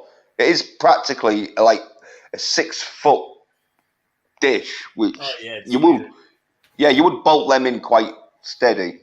So. And then that was a mistake because now Shocker goes national. Yeah, he's got the ability to transfer his soul through the dish signal into everyone's TV. What did you think of that effect? Yeah. What did you think of that effect? Fucking amazing. Better than fucking all the DC and Marvel films put together.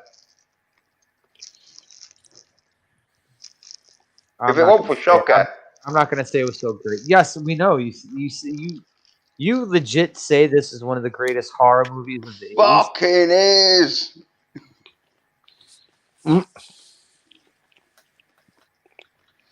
All right. Can you hurry up because I want to get to the part where he's in the TV with him, jumping around the movies. All right. So, Carol, speedrun it. Oh, she won't know. She didn't really much. She was fucking having trouble with some fucking silicone. There was a stranger in the driveway. Yeah. Well, anyway, I'll speed run it. So from then, fucking, he gets his dad up and that, and then he gets a TV crew and tells the TV crew that, oh yeah, he'll get the fucking killer in the room where they are if they just stay there with their camera. And so he goes into the next room and falls asleep in that, where then Shocker. He has the big plan too for Rhino and the rest of the football team. Oh yeah, cut the power on the whole town. He has a plan for them to cut the power on the whole town at a certain time. Yeah, because he knows that Shocker can use the TV to escape, but only if the power is on the TV. And so he's going to cut the power off of the transmission station so he can fucking like stop him from using the TV to escape. But anyway, yeah, so before that, yeah, so Shocker sees he's asleep and comes out through a TV and that, which good effect, you know, in them days, like fucking amazing. And then he starts to have a fight. That part where they show the bird's nest on the TV, and Shocker climbs up to the top, and he's right at the bird's nest. And looks at because he's looking in the inn to see you. And then like when he's seen, the coast is clear, he sort of like climbs off the tree through the TV into the room. The camera was funny. Comedy in this was fucking great because they knew like it wasn't a documentary. They knew it wasn't Singing in the Rain. Yeah, but I'm saying, come on, that's advanced filmmaking. Are you sure it's not a documentary? It's not a documentary. Anyway, move on.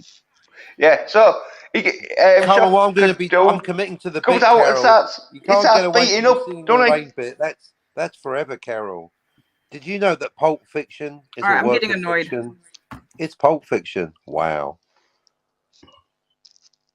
So fighting, don't he? And that's when they go into the TV. And then there's like loads of you have to see this to believe it. For its fucking time, it was fucking amazingly done. Because this was the part Carol wanted to talk about. I did before she had a sudden, massive, unexplained mood swing. Carol, I'm here. This was the part you wanted to talk about when they're in the TV. Because they're jumping around. They're both in the TV, and they're going from movie to TV show. In the background. In the movies, they can see them and leave it to Beaver. Yeah. They're fighting each other in the background and sort of like running away from each other in that. So we signed to that in '85. They're running up behind the car and leave it to Beaver and knocking on the window. And he's like, Beaver, let me in. He actually said, Beaver, let me in. He did. And then they jump out of the TV into that family room and the lady's like, that was my drink. Oh, yeah. They jump into the trailer park family's house. Yeah, where fucking the Shocker dude, he like punches the like thingy dude off the couch and then starts beating up the dad because the mother's like telling the dad to like fucking chuck him out. So then, Pinker beats the shit out of the dad too. He's beating the shit out of the dad. Yeah, and so as Pinker's beating the shit out of the dad, the thingy dude gets the remote control and then jumps back into the TV where fucking... He took the remote. And then Shocker goes in after him where fucking... Oh, wait. Before he jumps into the TV, he's flicking through the channels to see where the camera's set up in his house so he can jump back into his house. Right. Yeah, but they have a fight in the TV again, and like he's getting beat a bit. But when he's back on the but they're in the TV. No, they're in the TV. Yeah, but I'm saying when he gets the remote after they come out of the TV, brawling through the Hindenburg and Vietnam and all that shit. When they're in the fat lady's great house, scene. When they're in the fat lady's house and he grabs the remote and dives back in the TV, before he clicks on the TV, he's clicking the remote on the channels, and he sees it has the dolls set up in the room where his sister was killed. Sorry, spoiler alert. Yeah, that's how he knew where to go back. That's how he knew. Where to go back. Well, he was just checking to see if the remote works, sort of thing, and then he jumps back because he changes the channel because he jumps back into the TV and they're fighting again, and then just as like Shocker's going to stab him or do something, he starts flicking the channel around, and that distracts him, doesn't he? And that's when he gets to the channel of where the sister, and he jumps out of the TV into the sister's room. He does that before he jumps back into the TV. He does that when they're brawling in the house. Yeah, but he also does it when they're in the TV. By the way, they get back into the sister's room and that, and then the remote does a fucking like what this Adam Sandler film Click was like. It was so that was the worst part of this movie. He's giving this emotional speech while he's giving him a Looney Tunes villain treatment, slamming him around the room and talking this. Rewinding him, fast forwarding him. When he's the chair. Oh, the chair! Yeah, that was a Freddy Krueger move. A chair with eyeballs. Oh my god, that was the best part. Well, anyway, thing is, like, cuts the power off where it stops the remote in that working, where they start to fight a bit, and Shocker, he tries to like dive through the TV, but the power plug gets like fucking and so he smashes his head into the TV. Now, this is a bit I'd like to point out where his head goes through the glass, and in real life, anyone's head smashing into that glass is not going to go through it. Most likely, the skull's going to crack, causing a fucking gash on the forehead, which would have just been like a smear of blood down the screen. But anyway, they do it for the comical version. In any single movie, they downplay what glass can do to a human being. In every movie. Oh, especially it's like you can hardly you can get through all that with a sledgehammer, but with any other. Your fist, you're going to be in trouble. If you punch a car window out with your fist, you're going to be bleeding all over the motherfucking place. Yeah, well, anyway, so Shocker's like smashed his head into the TV and that, so there's no way out. But our hero realizes there's the video camera there where it's being filmed like Shocker and that. And he puts the necklace onto the video camera where then he can use it as a portal to get out of that room where fucking Shocker then explodes. Because the camera fucking drops down when he goes through the camera, using it as a portal to get back into the fucking room with the reporters. All right, but the reporters ran out of that room like a couple of pussies when they saw. Yeah. Well, don't blame him. You know what I mean? Because that Shocker dude, he is fucking pretty nasty. Because he's got a record of killing people. I think he turns the fire off with the remote. It was supposed to make that guy a huge star, though. It was supposed to make that guy a huge star. Oh yeah, when he turns off the he's still talking shit to him while he's dying in the burning TV. He just turns it off. Yeah. Then walks out. And as I say, I'm sure the version I saw, when he jumps through the camera and all that, and it said he like wakes up and it's just been a dream, and so his girlfriend's back. But in this version we saw, he doesn't like wake up from a he just walked out of the house. Yeah. The end. Great film. Masculine action. Need to see it. Yep. So I don't know what the hell movie I'm gonna do next week, or if I'm gonna do a movie next week. I don't know. We'll see. Hope it's got tits in it. I don't know. I don't. Yeah, regret watching Dude that. Zapped. No. Dude Zapped. I know that's defo got. Yeah, oh yeah. It's what's his name? Scott. What's his name? Someone Scott in it. Jens! Yeah. I'm trying to do like horror movies, like stuff like that for October. Well, it's like a horror movie at the end because it's a bit like Christine. No, not Christine. The one with the fucking pig's blood. But Harry. Yeah. It's like Carrie at the end, but instead of pig's blood, it's people's clothes flying off. All right, that's not the type of movie. Like, I don't want to watch softcore porn. It's scary if you're afraid of being naked in public. That's real scary. I don't want to watch softcore porn with you and review it anymore. I'm sorry. It's only had the last 10 minutes. Some nice tits. Oh, what's her name out the Fall Guy? Heather Thomas? You see her tits? Yeah. Oh, really? All right. Yeah. I'm going to watch this by myself with a whole box of Kleenex right next to me. Yeah. And the lights turned down real low. Yeah. And I'll also have to forward through every single Scott Baio scene. Yeah, that's it. Scott Mayo. Did great, isn't it? Anywho, wrap this motherfucker up. He should have been Karate Kid.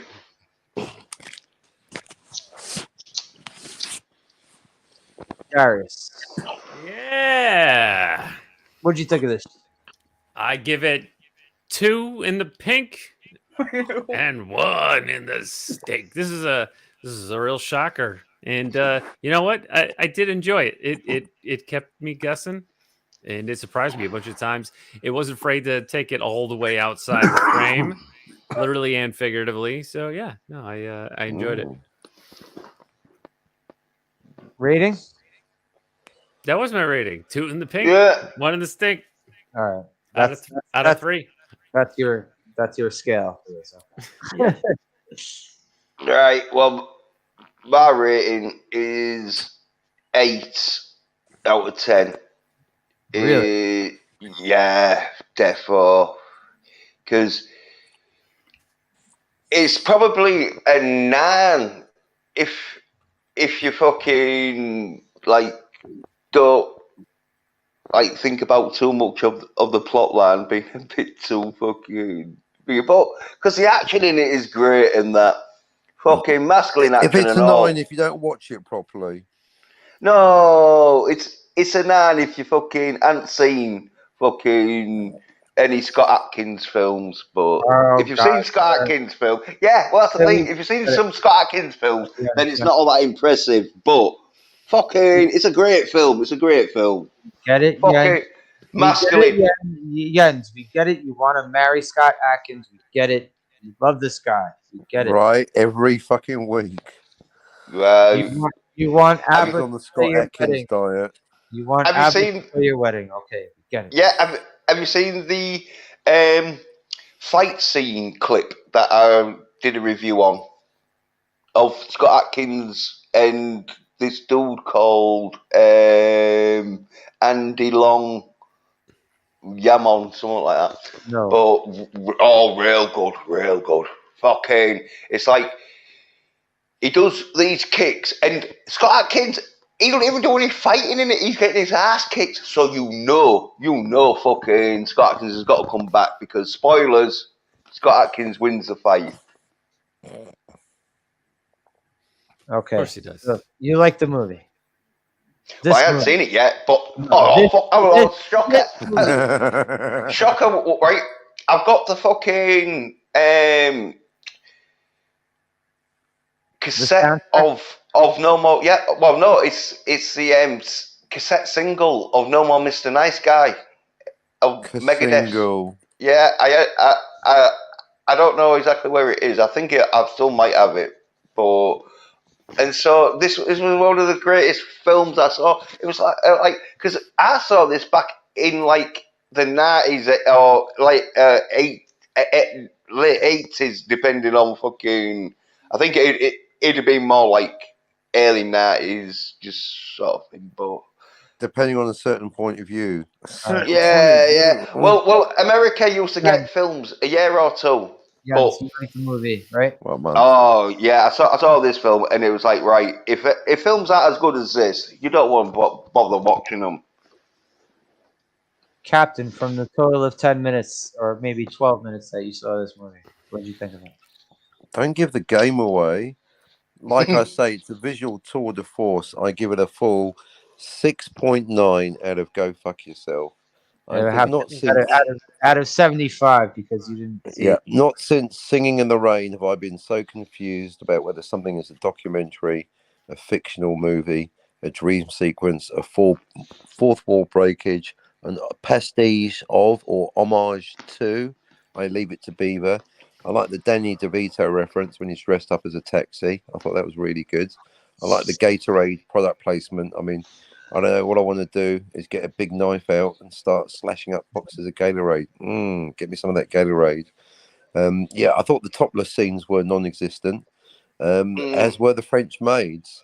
That was a disappointment. Out of all the bits that I didn't see in the film, I'm glad I didn't miss any French maid topless action. That'd be silly, wouldn't it? Out of or out of what? So overall, I'm now completing this sentence, and there we are. Thank you. I enjoyed this movie. I know I had to skip out a few times, but I saw most of it. I saw enough of it. Who was on your driveway? Yeah, you had him in your driveway. I had issues that needed to be handled. I like the end where they're jumping through the movies and Leave It to Beaver, and the part with the chair. That was fun. I think the chair was my favorite part, when the eyeballs poked out. Do you give this a duh out of duh? I give it an F. An A? Oh, you've adapted my giving it sound effects. I'll give it a... I would, if I was going to give it a number rating, I'd probably give it like a 7. A woohoo! No, go with sounds. I'd probably give it like a 7. It wasn't terrible. It had, good cheese. Good cheese. It did have good cheese. It did have good cheese. Good cheesy movie. I enjoyed it. I'll give it an A. I'll give it an A. I watch this movie about once a decade, it seems. So yeah, sure. Why not? Tommy, thank you. Hey, Darius, you're here, Darius. Yeah, I'm everywhere. Retro Gamer Yasuke. So you give it a better mark than me. Wait, I thought you had your. No, but I give it 8 out of 10, which would be like an A minus. You give it an A, which is a sort of like 9 out of 10. You know what, Jens? School grades. Jens, Plus, you can't overlap it with Carol making noises. I think you might have haggled me down to A minus. I think now. I'll give it A minus. Haggled? What is this? Film scores? Or well, it's not like a prize. Well, I'll give it a 7 out of 10. What about a 6? All right, call it 5. Well, I'm giving it a 9 out of 10 now, just for that. I'll give it a 6 out of 9 or a 9 out of 6. I'll give it a 6. Give it a 6 out of 4. I'll give this movie a 69. Yeah. Out of 70. Fucking nice score. Vigilante. Papa Cotton. Oxycontin. Lemon Pie. There we go. That was the new name here. Yeah, you're welcome. I brought Lemon Pie. Oh, thank you. Chose wisely Lemon Pie. Slasher knows what he's doing most of the time. Don't about his guests sometimes, but. So I'll maybe be back next week. Have a good one, folks. Bye, everybody. Bye. Sudden. Wow. Bye. Remember, I give it a 9.